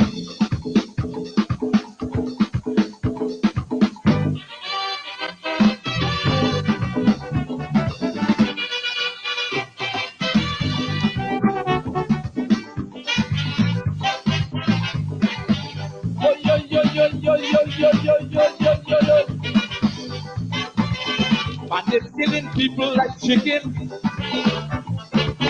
and the law ain't doing anything. Crime committed now by the hour.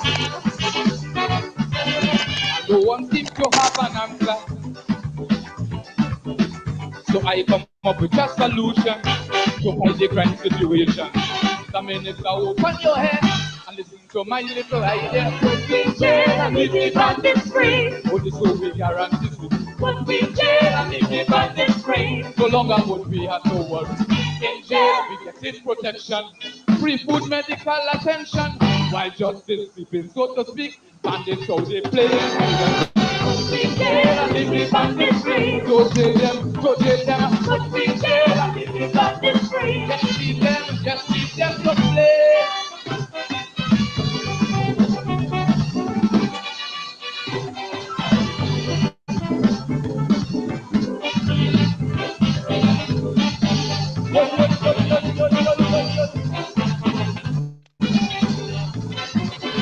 Whenever they hold a criminal,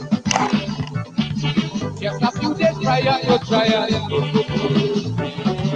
you could get a bet some accomplice. They can surely pass out the witness.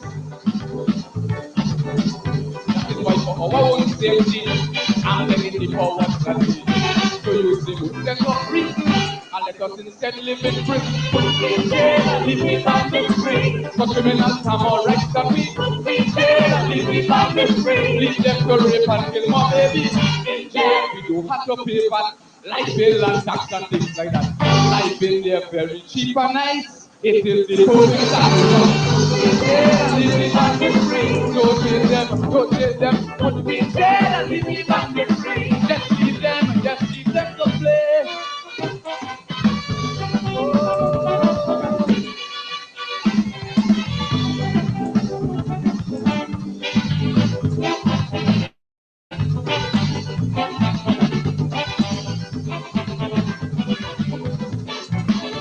The folks on the mercy committee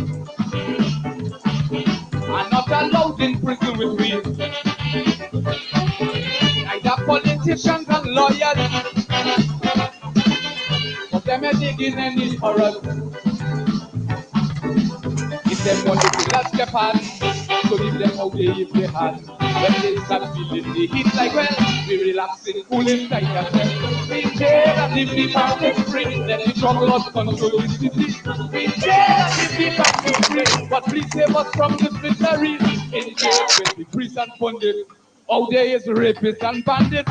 While I career catching fish, Lincoln Guerra fixing a promise. We in jail and leave the bandits free. Go jail them and play. Just leave them to play.